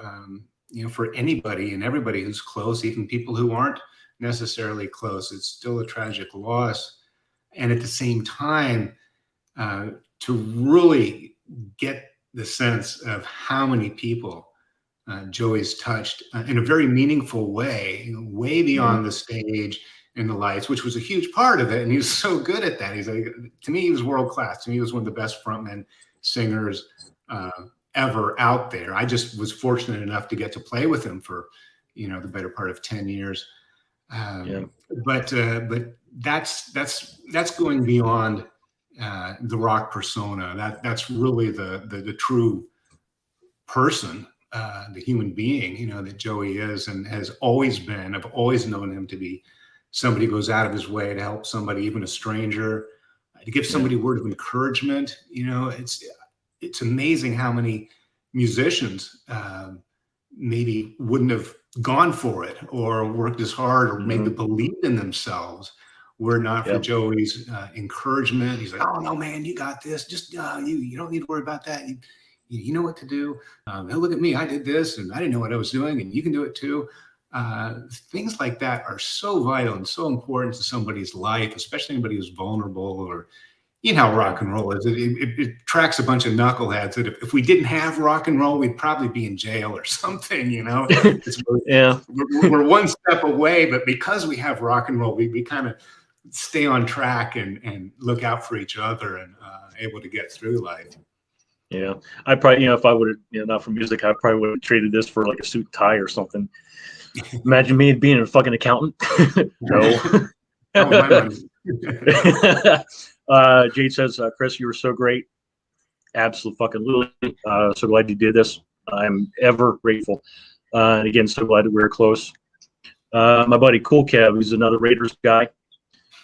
Salute Cool Kev, 75. Again, like I said, Raiders guy. He's one of my ride or dies as far as the channel goes. So did you kind of stay close to Joey? Did you kind of follow his career with the different bands and keep in touch with them and this and that? Afterwards? Well, yes. At first, honestly, and he knows this, and we're all Skippy. We had many years to reconcile any things that we had, but it's like a relationship or a marriage, and we broke up. And you know, and you don't get to go over to have dinner with the new girl when or something, you know, the new family. But we you know, he got a hold of me after I broke my back in '91. I honestly, and I can air this, and it's just true. It's part of the whole thing. Is I was very upset when he left the band. We put in a lot of work and everything, and there were multiple reasons why you know it ended up falling apart like it did. Ultimately, for very, very good reasons.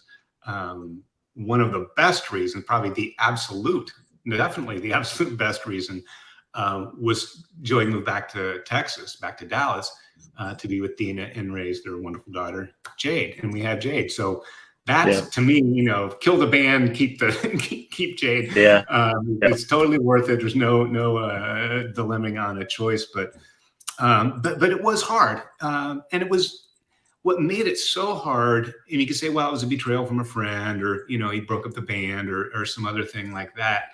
I felt that a little bit, but what I really felt was just, you know, kind of the loss of something that was so good. I wouldn't have been upset if we were just a run-of-the-mill band and we kind of did a few things and, well, okay, go on, do something else.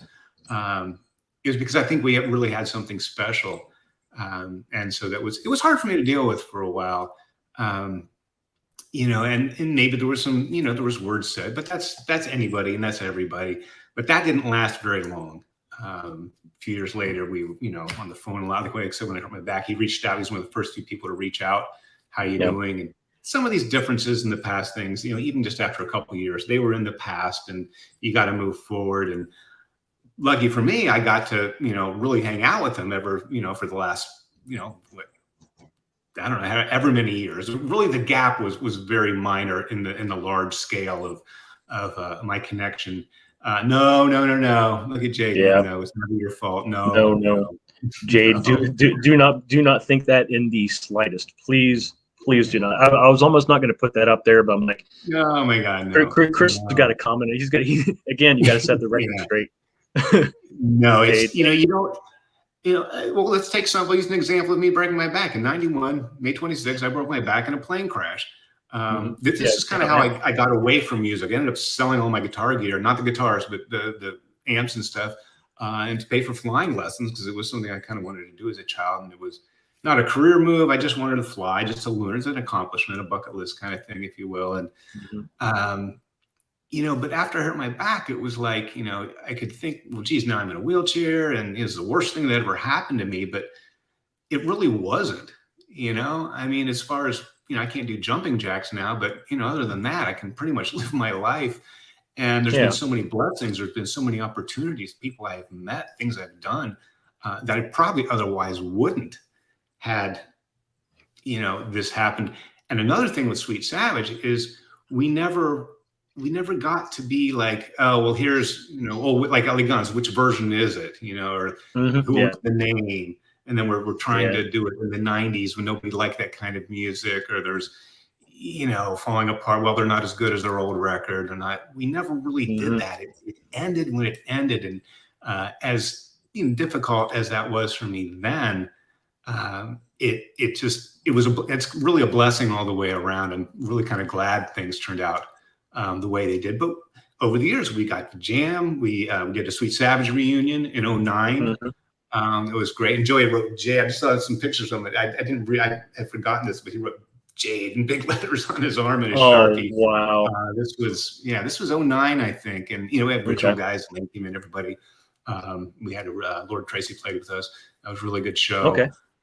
So we got to, you know, we got the band. It wasn't like to get back together to do something, but we got back together for that one night, and we've jammed many times since then and got to work on songs. So that it was, in the large scheme of things, it was a small bump in what was a very long road of an incredible friendship that, like I said, still, you know, you lose the person, but you don't lose the relationship. You know, he's always going to be Joey to me. He's always going to be the guy that I skateboarded with, and I looked up to him and practically worshipped him when I was much younger, and then just to be so lucky to look over from stage left at you know, this guy who's like this awesome front man who could do anything. I mean, we were entertained. You know, Sweet Savage would have been a band I would have gone to see because it was so much fun. I just happened to watch the band from the stage with the Marshall in my ear, but yeah, just, you know, and then all the way up until this last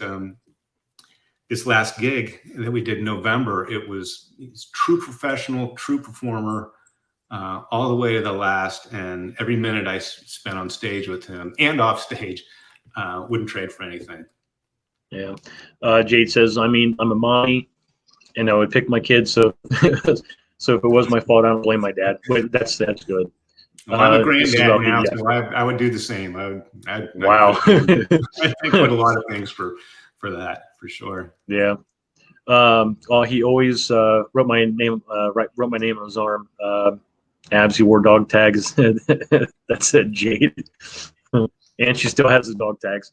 Nice. Nice. Well, and I'm so glad for Joey that you know, maybe I know he had a lot of bands and he had a lot of success, a lot of different things over the years, but yeah, Jade's was always the one constant, biggest. I would say, I can't speak for him, but I think he would say, and he probably has said, that's why I can say it, the biggest, best thing that ever happened to him. Yeah.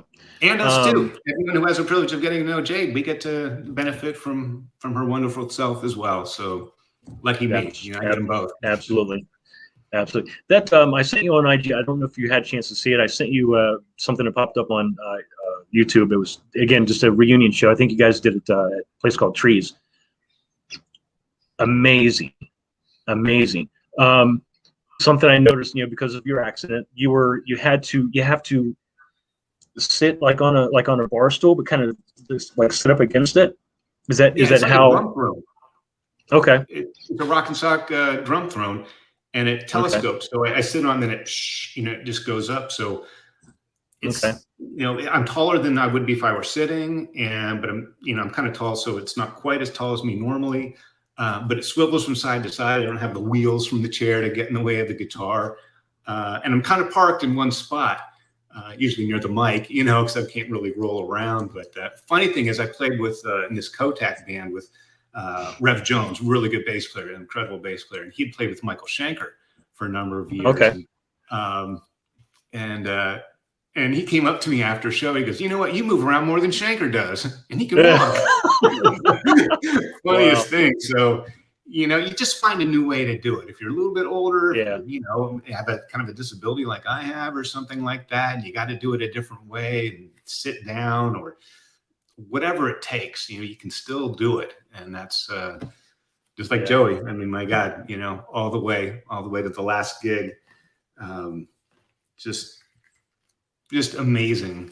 There's something about the rock and roll and the music, and probably most importantly, the people that come out and what all that comes together. You have the band, you have the music, and you have the people, and it just makes this, you know, much greater thing than any individual, even the sum put together. And that's the real rock and roll magic. That's the real fantasy that comes true every time you see a show, and it brings something out of you. Yeah, there's nothing like it. Nothing.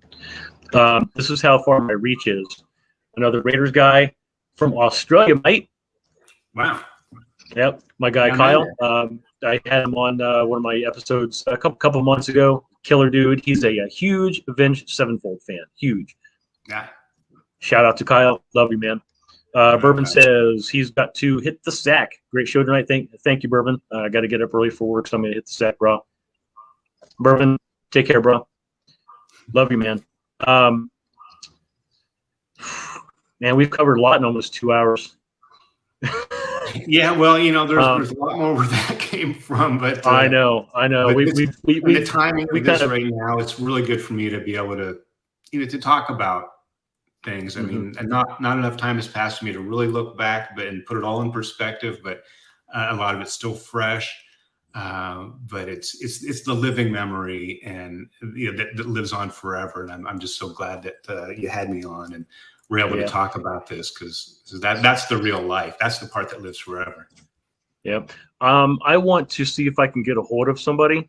Give me just a second if you have a few minutes. Sure. Okay. We have a guest. Yes. Somebody you know. All right. I should have done this before, but I did not. All right. Okay. All right. Give me just a second. I'm kind of new with all this stuff. You're gonna be blocked for just a second. Give me just a second. Well, yeah, I can't see you right now. I got a white screen, but okay. There he is. Hopefully he sees this. All right. This is my first live stream. You know, I don't know what's going on. So is it okay? It's. I guess I need glasses or something. I'm trying to read the comments, and they're tiny.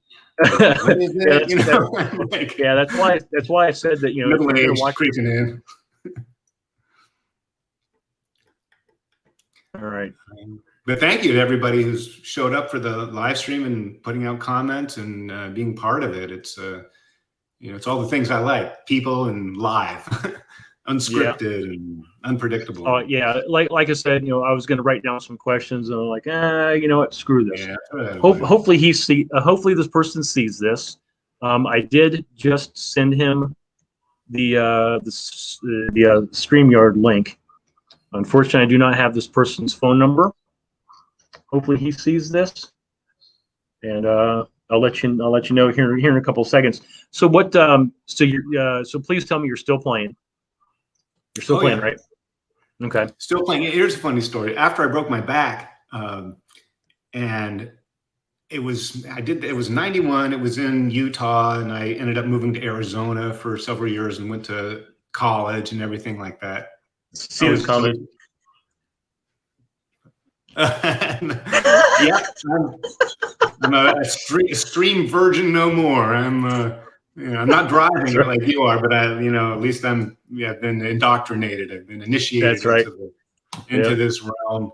But when I got out of that, about a year or so after I was starting driving again and getting back out in the world, and about 92 or 93, I went back to LA. Laine was still living there. I wanted to, see some old friends. Of course, now I'm in a wheelchair, this was all kind of new.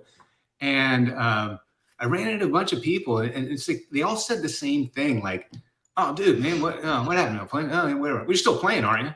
Like, didn't give a crap about the wheelchair and the disability, and it must have hurt and a life-changing thing. And what are you gonna do now? And oh my God, it was like, well, you still play, right? Like it was, yeah. Oh, okay. It was like nothing. As long as you're still playing, that's who cares about your broken back and wheelchair? So that's rock and roll for you. We don't care. It's something happens. Well, like Rick Allen from Def Leppard. Oh, you lost an arm? Okay, well, we'll just get some electronic triggers. Just keep playing. Like, Yep. Yep. I mean, it's do you still write it all?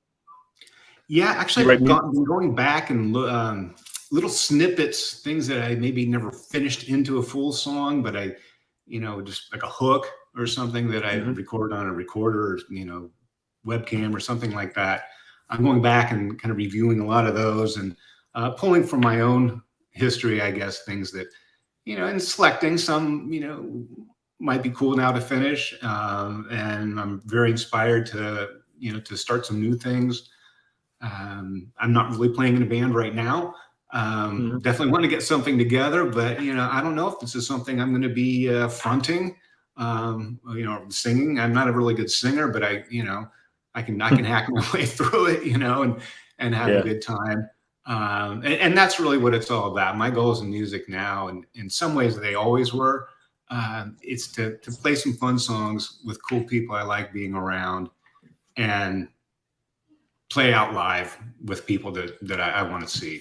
So if I get that going, it could be cover tunes, it could be this or it could be that, but definitely I'm just, maybe it's a stage or a chapter in life that kind of looking back, at my past and kind of looking forward to the future. And in this middle ground, I'm kind kind of going, well, you know, what is my center now? What is my center of gravity? What is, you know, my wheelhouse and what I want to do? And of course, it's not really that far apart from what I've done before. But I just feel like things are kind of new again, or renewed. It's a renewal of my rock and roll vows. There you go. My guy Kyle says you can lose an arm, but you can't lose rock and roll. That's a fucking fact. Yeah. There was like many years from like let me think. Oh, about 2009 to about 2012, 2013. I moved away from Ohio for a while, and I picked up the guitar a handful of times. That was it. Totally uninspired. I was in a, you know, not a bad place. I had finished recording some like 5 songs before I moved. Just kind of kept them, didn't do anything with them. 2013, 2014, things started to happen in my life where it was like, you know, rock and roll came back. I saw Vince Neil live, of course, with, you know, Dana, Zoltan. That guy's a fucking whack job. He is fucking insane. Of course, Jeff Blando. Went to the Monsters Rock Cruise, and I'm like, man, this would have been cool if I would have had some product, because these are my people. I didn't have anything. Left that dark space, moved back to Ohio, immediately started writing. And so I took the 5 songs that I had recorded back 2006-ish, wrote 3 more songs, put a CD together, just under my name. I called it Memoirs from the Asylum. Didn't promote it. I just gave it away just to people that I knew. Just said, you know, hey, let me know what you think. People liked it, but they're like, man, who's the singer? You need to fire that singer. That singer was horrible. Well, guess what? The singer's me. so I fired myself, but I kept writing. And so I'm like, you know what?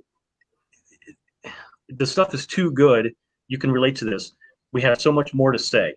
The music is too good to go unnoticed. Yeah. So I'm like, you know what? I'm going to start this project. What am I going to call it? Years and years and years, I had like band names that I had written down that I would save. That I'm like, you know, if I go and start something on my own, because previously I had joined bands. I'm like, if I start my own thing, if I'm like the Nikki Sixx architect, this is what it's going to be called. This is what it's going to look like. This is what it's going to smell like. It's going to be called Cruella de Vil. I don't care if I get a cease and desist letter from Disney. Fuck them, which I expected any day now. Yeah, I started recording. I put out the first single last September. Everybody loves it. Nice. Have you heard it yet? I have not. Send me a link. Send me. Okay. What? I'll buy it from iTunes or something. No, you're not gonna. Well, I mean, it's on iTunes, but yeah, you're not gonna fucking buy a single thing from me. Come on, come on, don't be a bitch. No. I'm so, you know, if my YouTube channel gets monetized, cool. If not, you know what, I'm cool with that too. Like I said in the voicemail I left you, I'm like, that's not even like a driving force. I just wanted to talk music, make those connections. And a lot of people are like, oh man, I thought this band was dead. I'm like, no, they're going on tour this fall. You know, check out my channel. You know, just shit like that. But yeah, I put the single out. I give it to my distributor, which is TuneCore. TuneCore then distributed it, to all the platforms, so it's everywhere. And a lot of people are pleasantly surprised. They don't really, people who don't know me, they don't know what to expect. Like, this is just some local guy, he puts this thing together. This song's got to suck. Joke's on them, because everybody fucking loves it. So I'm going to send it to you after we're done, and yeah, hit me up and let me know. Let me know what you think. On a lot of the episodes, it's actually part of the introduction, because I do like a photo collage. Oh yeah. I heard that when I was. It's a really fast double bass. It's like it's that song, and you're gonna appreciate this. Chris is like a freaking rock and roll Jedi. Hell yeah, he is. Fuck yeah, he is. Yeah, my dude Kyle says the solo is sweet. You're gonna love the solo, and I can solo, but I'm not great. I had a solo written for the song previously before I even went in the studio, but then I changed it at the last minute. It just didn't feel right. I'm like, yeah, I could do better. So I told my guy, I was like, just give me like 15, 20 minutes just to myself. I want to write just a completely different song. I did it, and everybody was like, holy shit, fucking man, this fucking song kicks ass. I get all sorts of different comparisons. I've gotten Judas Priest, Motorhead, Ministry. That fucked me up. I love Ministry. I love Val Jorgensen, but I don't get it's probably just the beat. Yeah. Yeah. People hear things just like in art. They see things that they notice. And if people hear something that, I don't hear, well, great. Yeah. So the person that I was going to invite, he has not, I sent him the link. He has not gotten back to me. He has not checked it. Would you like to know who this invisible guest would have been? Mystery guest. Would you please? Yeah. Damn it. Ricky Soga. Well, yeah. Maybe he's listening. Okay. Hopefully, I don't know. He hasn't commented or anything. Okay. Yeah, I told him about it. I sent him the link so you can watch it. Haven't heard from him. I sent him the link. He hasn't tapped in yet. Well, so maybe I don't know. Yes, maybe he can be the main guest, and then you can call me in, and I can be the mystery guy. I'm so glad somebody's fucking thinking around here because it sure as fuck ain't me. Absolutely, yeah, we can do that. We can do that. Anything else you want to get off your chest before we wrap this up? Tell I have the scrolling ticker down the bottom, but let everybody know where they can find you, like everywhere. Everywhere. This is kind of a bad time for that because I'm really thin on the website stuff right now. My YouTube channel, it's just Chris Sheridan. Probably if you do Chris Sheridan Sweet Savage, you'll find it. Maybe you can put a link in the comment section or something, or I can maybe leave a comment and put it there. There's a link there to some t-shirts, not this one, not the Joey C. Jones. I think they're going to be somewhere. I just got a domain, Sweet Savage Rocks. And hopefully over the next days and weeks, I'll make sure there's merch, downloads, pictures, and most importantly is just sharing the stories and the memories. I would like a way for people to, leave a story or leave a comment or something. Because it's not just the stories that, that I tell, because I was only, I was in the band, of course, for the whole time, but I only saw one side of it from the stage. Everyone else had experiences with the band or at that time. I know that one of the commenters said it was a soundtrack of their life. It was, the soundtrack of my life too at the time.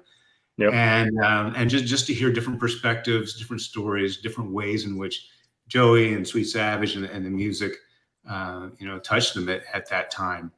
So be looking for that. So my Instagram, what is it? Chris Sheridan 333. And the YouTube channel, there's a link to some Sweet Savage shirts, just kind of some basic things. Again, I really need to do this. And this has been, so inspiring in a lot of ways. Now, Joey and I, in recent months, maybe 6-7 months ago, really started getting together and compiling a lot of stuff about the story. I gave him, pictures and downloads and things that, digitized things that I had, and he had a lot of stuff that I didn't have because different people maybe brought us stuff over the years. So we kind of gathered a lot of that stuff together, and unfortunately, after weeks and months of talking about everything, I have a little bit of a sense about how to approach telling the story in a way that would honor Joey as well as the band and everyone else that was there. So it's like I said, it's not over, and it's not always looking back. You think, oh, it happened back then, it was in the past, but this is that part of your past that's kind of with you forever. It's you don't go back, but it's that part of you does, that spirit, that whatever that was about being 19 to 24, in the 80s when it was really crazy that, you can't live like that and you can't go back, but boy, you can move forward with part of that. Like just take the essence of that with you. And that's what I want to make sure I keep alive, and that you know, it'll be for Jade and for, you know, my daughter Shannon, and people who were there and people who weren't there, that may get to discover it, you know, really for the first time.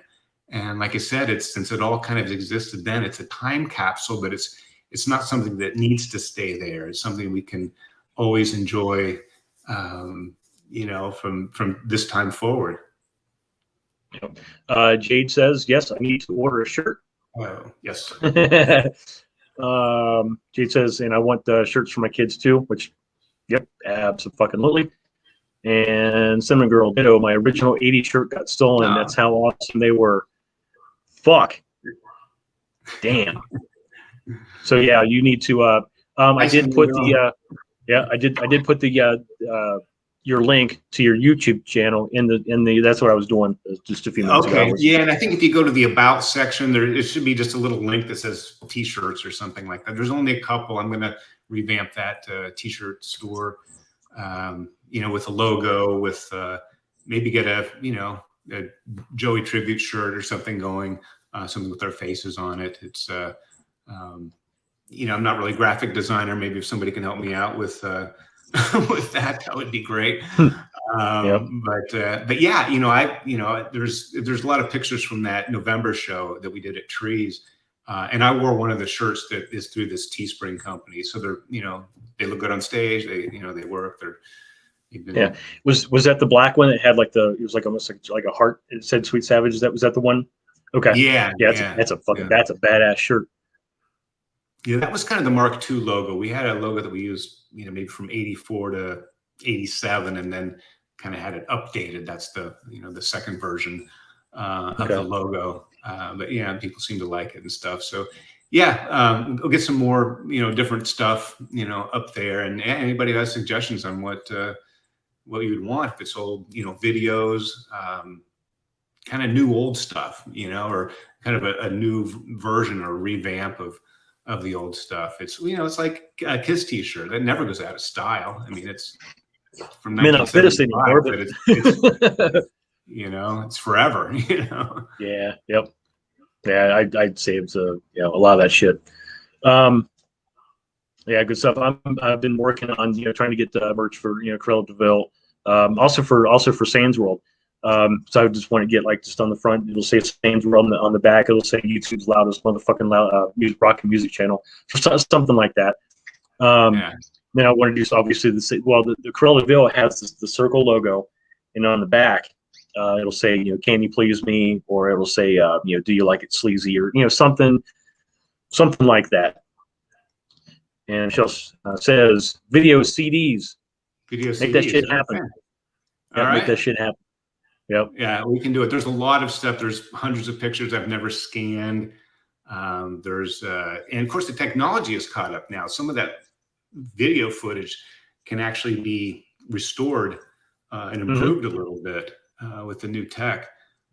So yeah, it's you know, it's there's lots of stuff, and I want to get it, just make sure it gets out there. You know, I don't plan to make any money off it or anything, but I just want people to have it, and I want to be able to have it to offer. Yeah. Oh boy.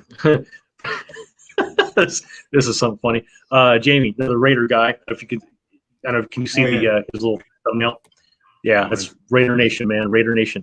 And this is a funny one. Here we go. Do you know who that is? No. Chris Sheridan's dentist is a real star. It's a Harley reference, nice, right? A pan head engine, a Harley engine. 49. I don't know if you knew that. Yeah, Chris Sheridan's dentist is a real star. Yeah, nice looking fucking teeth. Yeah, you're kicking ass, man. Well, I guess thank my parents. You know, I was kind of blessed with good teeth. There you go. Yeah, me too. There you go. You know, hey, don't do meth. You'll save your teeth. Right. Well, if you get one thing out of this video, too, you know, it's I can't talk about these stories, even some of the bad ones, without, you know, some kind of a smile, because it was just it's like, you know, Van Halen was, you know, you would never see a picture of them back in the 80s or late 70s when they're just, you know, they were like oh my God, like I'm on stage playing. Like it was like the greatest thing that ever happened to him that day. And it was so much fun. And it's like, I love that spirit of it because it's, I mean, what are you going to do? There's enough stuff in the world to, to make you angry or disappointed or sad or, Yep. fearful or something. And that's the thing, the music, for us back then, and, I guess still it was the cure for everyday life. Yeah, you go to your job and you do this and you had to put up with that. If you were younger, you had to live at home and, parents said this and you got to do that. And you can't, teacher says don't do that and you can't smoke. And, but boy, Friday night you can go to the club and, you just let it rip. You put makeup on, get your hair going and wear crazy clothes. And you're with a whole bunch of other misfits that kind of do the same thing. And it was ours and you could claim it. It was what you did to get away from it. We didn't want to write songs about, everyday life and how hard it is. It's like, no, you already did that. You're done with that. Now you're here and we're going to have fun. So it was like the cure for, the ills of life that we get for, if it was an hour or two or a weekend, to get to put that all aside and be in a completely different place with different people doing a different thing where none of that stuff mattered. And just being in the moment is what was the thing. And I still have that spirit. Cool. So is like Van, because I have my band, not Curled Bills. I have another band. So is Van Halen your band? Is that your like #1 band in the entire world? Probably, yeah. Those first 6 records I saw. Okay. In 1982, I'd seen them 3 times or 6 times rather. I saw them 3 times a year, 80, 81, and 82. They're bands I knew, I was big into before Van Halen even came out. I knew Aerosmith and Kiss and some other AC/DC before I even heard of Van Halen. But it just seemed that there was that combination of, really hardcore, serious rock and roll that is just fun. And I'll tell you one thing about Joey C. Jones. Now, many of you may know this, having seen him enough, or anybody who's been blessed like me to play in a band with him. His ability to talk to the audience when there's no music going on in between, there was never dead air. It wasn't like song stop. Oh, now we're going to do another song. Play the song and stop. It was kept it going. And as I could be tuning, I could have a broken string. There was even one time it was Randy broke his snare. He didn't have a spare snare drum. So he had to actually dig he had a, extra snare, but you have to take it apart. It took like 10 or 15 minutes. And Joey just kind of turned around and was like, how long is this going to take? He goes, I know it's going to be all this. Okay. Turn back around and just, another thing. I was on my way down here and these people, and as and they were in the parking lot and I can't believe it. So it pushed their car off to this side and this girl came up to me and it was just like seamless. It was like part of the show and nobody knew. Randy's back there trying to fix his drum set that's falling apart. He could go on and on at any length and keep it instantly entertaining, engage everybody. You could see somebody you know, and hey, Ralph, what are you doing? It was just part of the thing. It was an MC. It was like, David Lee Roth, the only other person that I've ever seen that's been able to do that. Just have that kind of like a stand-up comic or something, in between songs. Totally. And a lot of times we never knew what he was going to say.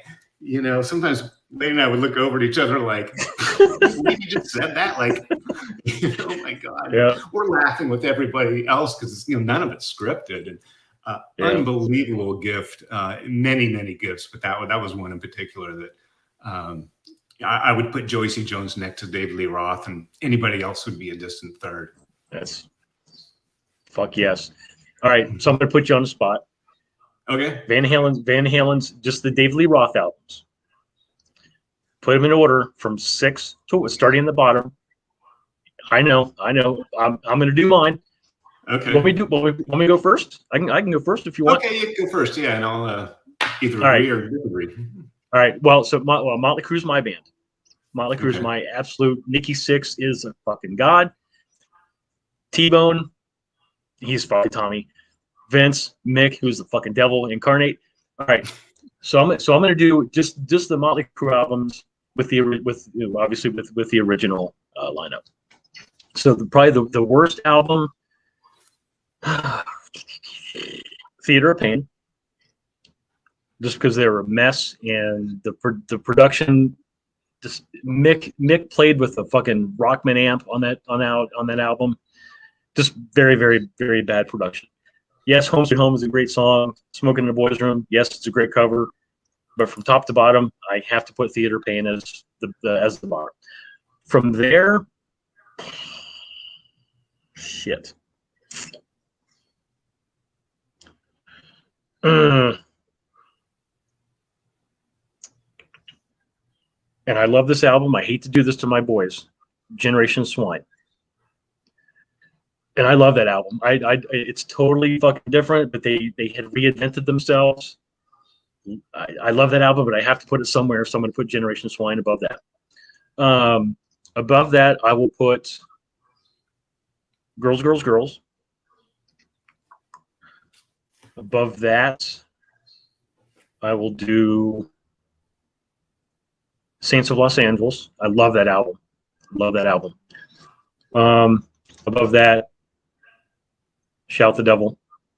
And then my number one album of all fucking time, Too Fast for Love. Too Fast for Love is album number one of all time. Obviously, it's the number one album from Motley Crue.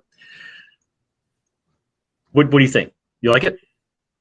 Yeah, I would agree with that. I would put Dr. Feelgood up there somewhere. I think. Oh, shit. Yeah. Fucking Dr. Maybe that's I thought I was going to say that for your number two. I would agree with Too Fast for Love. I got their Leather Records version when I was in high school. Do you have the record? Like a Singing Dog or someplace, and it was like I didn't know who they were, and I took a look at that and I go, "Oh my god!" It was they completely destroyed Sticky Fingers, because to me that was the shot heard around the world, because you knew Sticky Fingers, a guy with the jeans, it was very, very 70s, and to me in the early 80s the Stones were so old. I think they're eternally young now because I'm older and they're still doing it, but then I thought they were old hat. I liked it, but that was yesterday's news. That was somebody else's music, and to do a send off on Sticky Fingers with leather and the gloves and the chains and everything, I was like, man, it's like this is the new, and it killed the old in a very good way, but by using that as kind of against itself. Even the production off that first record was just amazing, and hungry, and it just like right away I knew. It was even before they got that record deal. I had the Too Fast for Love, and I thought, wow, these guys are going to do something for sure. Yeah, I would put Dr. Feelgood probably third. So Too Fast for Love, Shout the Devil, Dr. Feelgood. Dr. Feelgood, just because of the sheer sonics of it. Bob Rock just brought so much out of Mick. You go from like Too Fast for Love, Shout the Devil, which is cool. Then you go Theater Pain was like huge, just the downgrade. He just sounded the tone is horrible.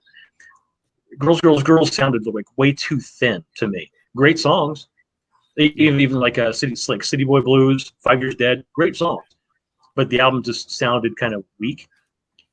Then you get Bob Rock in here, who's actually a guitar player. He's like, Mick, we got to fix what's fucking wrong. I'm a guitar player. We got to get this right, and just pushed it off. Fucking just he built on the Tommy Lee's just strength. But everything is just in your fucking face, and obviously the guys are newly sober. So the first single is Dr. Feelgood about a drug dealer. How fucking rock and roll is that? All right, so that's my list for Motley Crue. So what is your list of Van Halen with the Roth era? Good luck with this one. Yeah. I would have to say, I guess number 6. Some people are going to kill me on this because a lot of people would do it, but maybe Diver Down. Yep. Although I think in some ways it's underrated historically. I think if you go back with a second listen or something, but at the time that it came out, it was after the first 3 and then Fair Warning. And then it was sort of like, okay, what's this? Then, so I would put that as 6. Okay.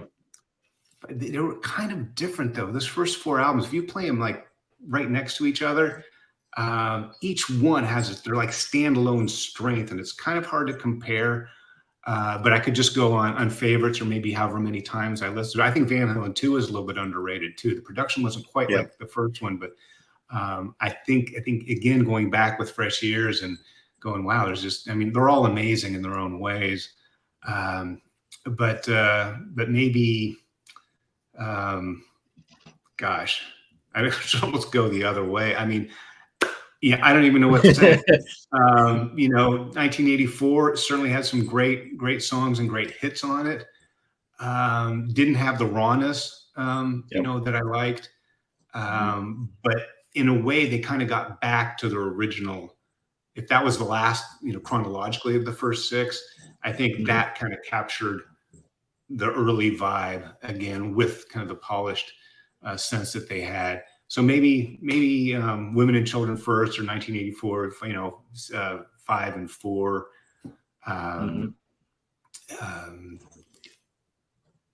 Maybe Van Halen 2, 3. And honestly, Fair Warning for me is one of my favorite Van Halen records. There's just, I got it coming home from school. I was a junior in high school. I had already seen Van Halen twice in 1980, and so I knew they're going to be touring. I saw them twice again in 81 after, on the Fair Warning tour. And it was dark. You know what I mean? There was a darkness to it.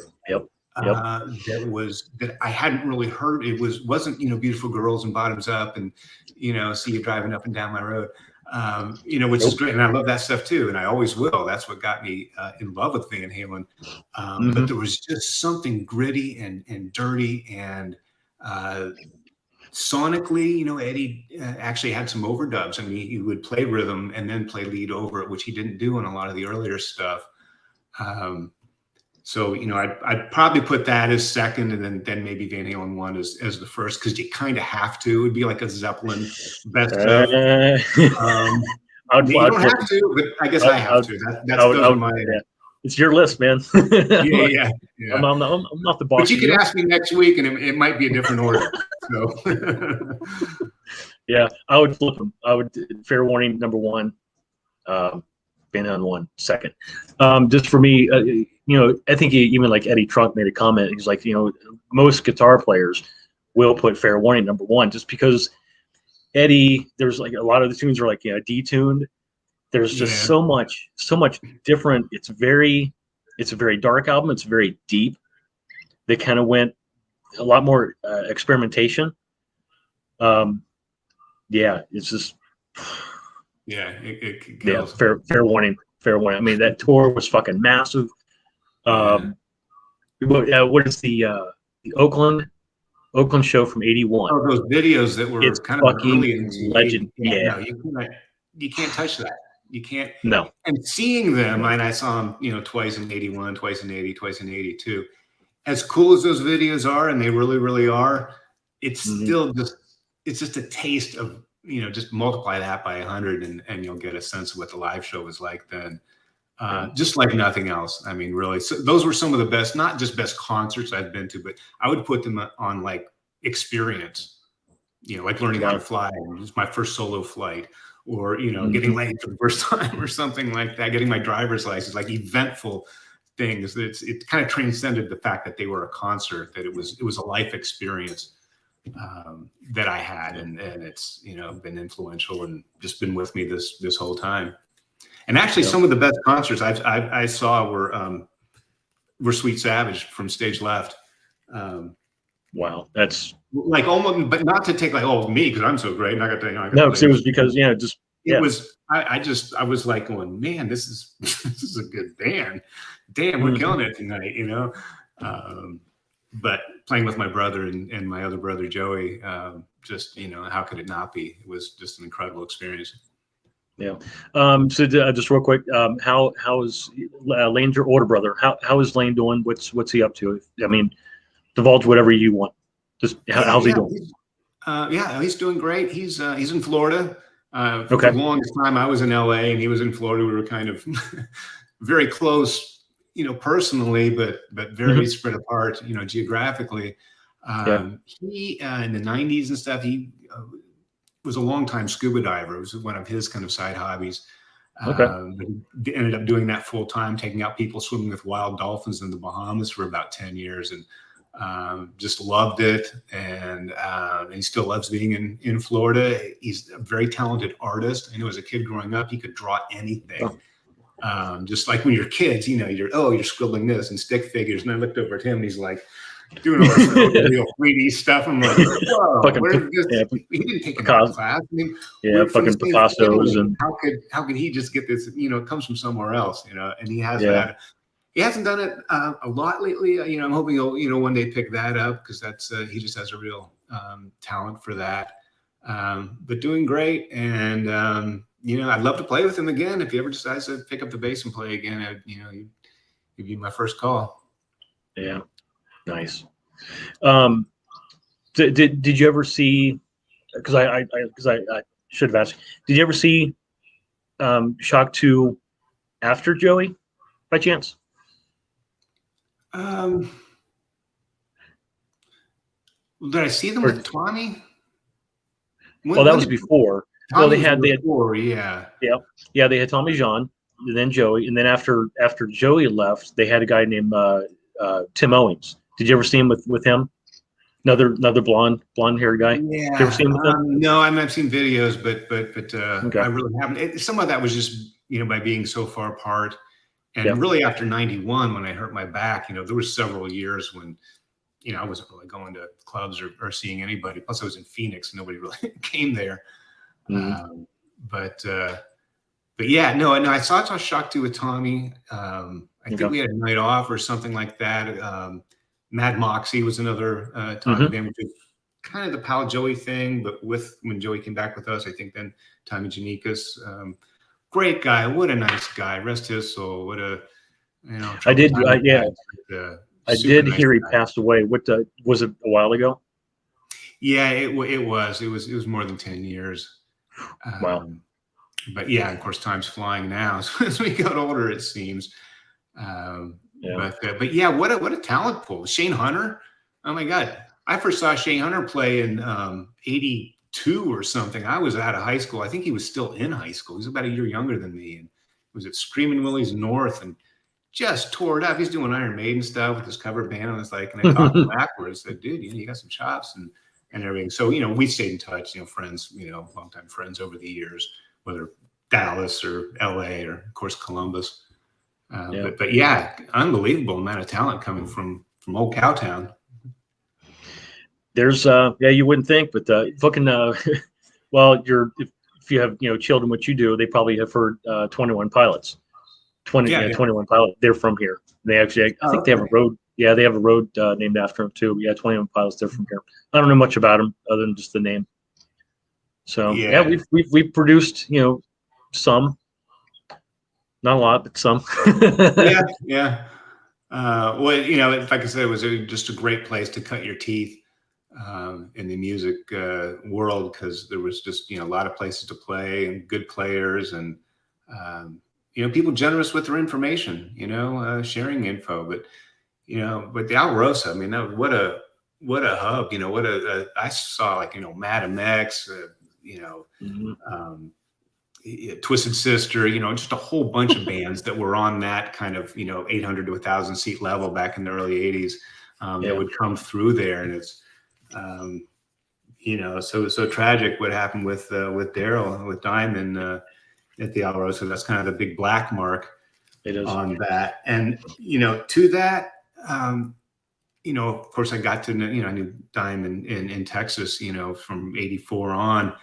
And super nice guy, such a great player, just party his ass off. But he was just always about, it was either guitar first, fun second.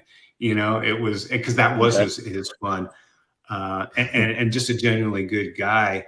But when I found out, when I heard the tragic news, it would have been just as tragic had Daryl been, it fell off a cliff or got hit by a car or was shot on stage at any other club in the world. It would have been equally horrible and tragic and unspeakable. Yeah. But the fact that Alrosa just had that, kind of it hits right here. Like, I know that stage. I know what the carpet smells like. And I played on that stage with my brother dozens of times. And here he is on stage with his brother. And it was just one of the very darkest moments. I don't want to I don't want to end on a dark moment, but it's the full range. When you keep on going, and there's memories and that live on, and I just hope everybody remembers that, that the good times they had at the time when coming to see Sweet Savage, the great times that we had, and there's dark times, but it's it's the thing that gets you through the dark times. Even if they're associated with the band or the music or something, but it's also the music as the cure, and it's what gives you strength, and it just gets you beyond yourself and your troubles. And and you put the headphones on and go to the show, and you go, okay, now I'm going to be all right. Yeah, probably one of the weirdest shows I actually saw. Jakey Lee was in his band with a guy you may know, Mandy Lion. Does that name sound familiar? Oh yeah, WW3, Mandy Lion. Yeah, Jake was in a band with Mandy called oh shit, name escapes me. It was a really cool name too. It'll come to me. But yeah, they played the Arosa, and bizarre show, heavy, loud, brutal. He was playing with they had basically the rhythm section from Dirty Looks. Okay. I was like, hey, those guys look familiar. Oh yeah, they're in Dirty Looks. It's kind of cool how they hooked up. But yeah, it was just a heavy show, and I saw Jake on the Monsters Rock Cruise 2014. I asked Jake about Mandy. I'm like, all right, dude, you probably don't. Everybody went through, what was Ozzy like? Like, dude, I want to know what fucking Mandy Lion was like. Nobody's asked that shit. Like, I was gonna say, if I doesn't get that much. No, and he was like, dude, Mandy was like, he would go into Mandy mode, like, just by himself, be like, hey, how you doing? But then he'd be like, Mandy Lion always had rock star thing. You always have to wear a cape, the black cape, and he'd be like, hey, how you doing? I'm Mandy Lion. Hi. But then he'd be like, hey, how you doing? But yeah, he learned a lot about what not to do in the music business from that time. Right. Well, so some lessons are learned that way for sure. Yeah. And after that, Jakey Lee went missing for about 20 years until Ron. Let's get him back out again. Yeah, until Ron Mancuso fucking dug him out from the early grave and said, hey, let's do some fucking music. Yeah, right. Yeah, Red Dragons, really cool band. Had fucking Robin Zander sing one of the songs. Oh, nice. It was I'll have to play that. I'll have to send you that track. It's phenomenal. Robin Zander's just king. So yeah, it's badass. All right, man. I was a big Robin Zander fan for sure. Yeah, they got to work together with the Glory Hounds and Rick Nielsen. That some of that was either done at their studio or co-writing. Okay. Yeah, I think both. There. Yeah. Yeah, I think both. Yeah, it's fuck.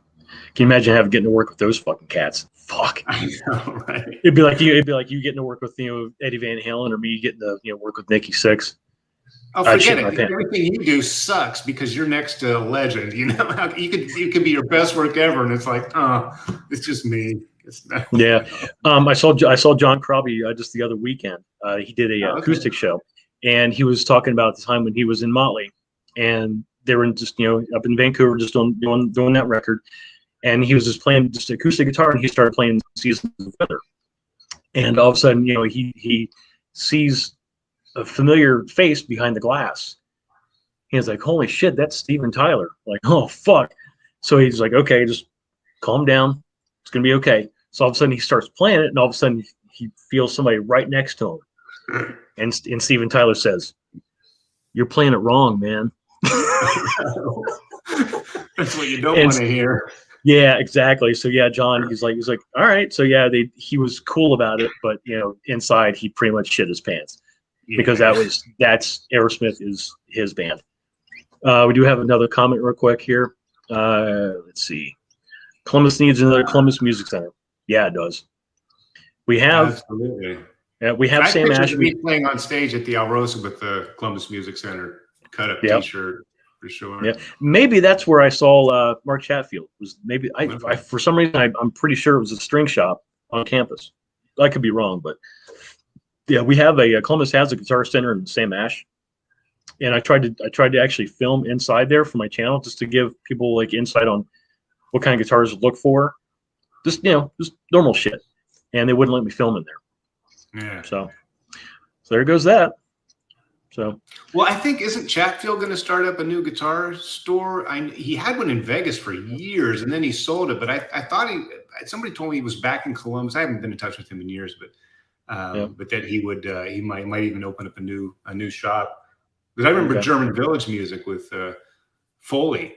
Yeah, it's kind of where everybody went. It was just a one-off store, not a big chain. Okay, just like family owned. Yeah, just family. Okay.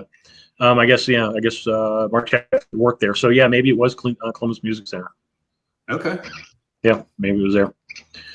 What an audio for a sort of a guitar file. I mean, he knew everything about every guitar. Oh no, this one. Well, the tuning heads on the 74 were different than the 73 because all these details.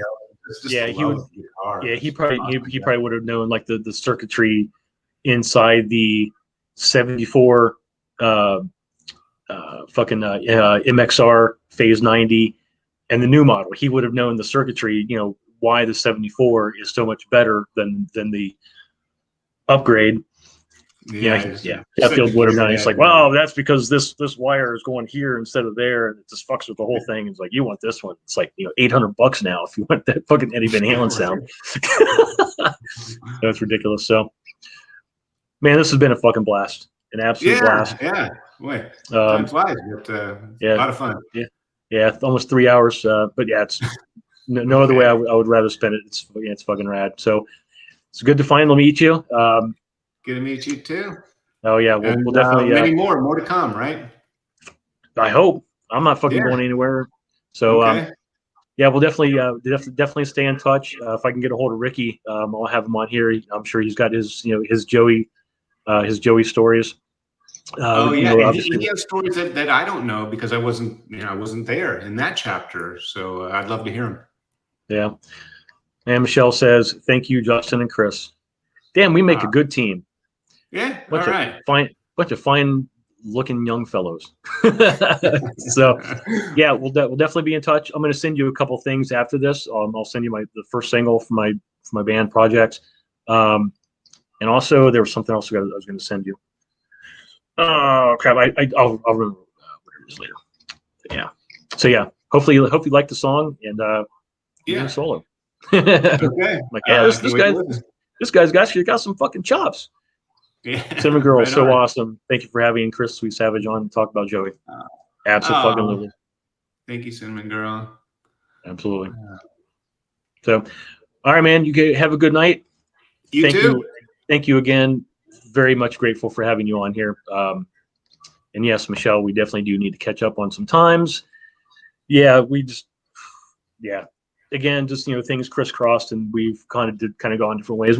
This goes back, like the early '90s Sunset Strip scene. They had like Swinging Thing, Alley Cat Scratch, just all sorts of different bands. Which these were bands who came out after you had gone, but they kept the whole glam thing going. They were just fucking Swinging Thing. You would actually love them because they were almost like a hot sleaze. You do? Okay. Yeah. They were so fucking good, so good. But Alley Cat Scratch. You had some other bands that just kept going. Josh Todd, Slamhound. Did you ever see them? I didn't. They were like almost like Orange County punk. Okay. Yeah, just very so fucking good. But then of course he quit that and got the some small band called Buck Cherry. So both of you have an amazing night, Michelle. Absolutely, we'll definitely stay in touch. Amazing night too. Thanks for everybody for showing up and throwing some comments out and being part of this, because it's it's for everybody, and we're all in this together in the real way. Absolutely. I mean, rock and roll survives and lives on because of us talking about it and you guys being there on this journey with us. So we can't do this shit without you guys. So. Right. Love you guys. If you haven't subscribed by now, please do so. Yeah, subscribe. Get these numbers up. Tell your friends. Tell your friends. Even tell your enemies. So, all right, Chris. Have a good night.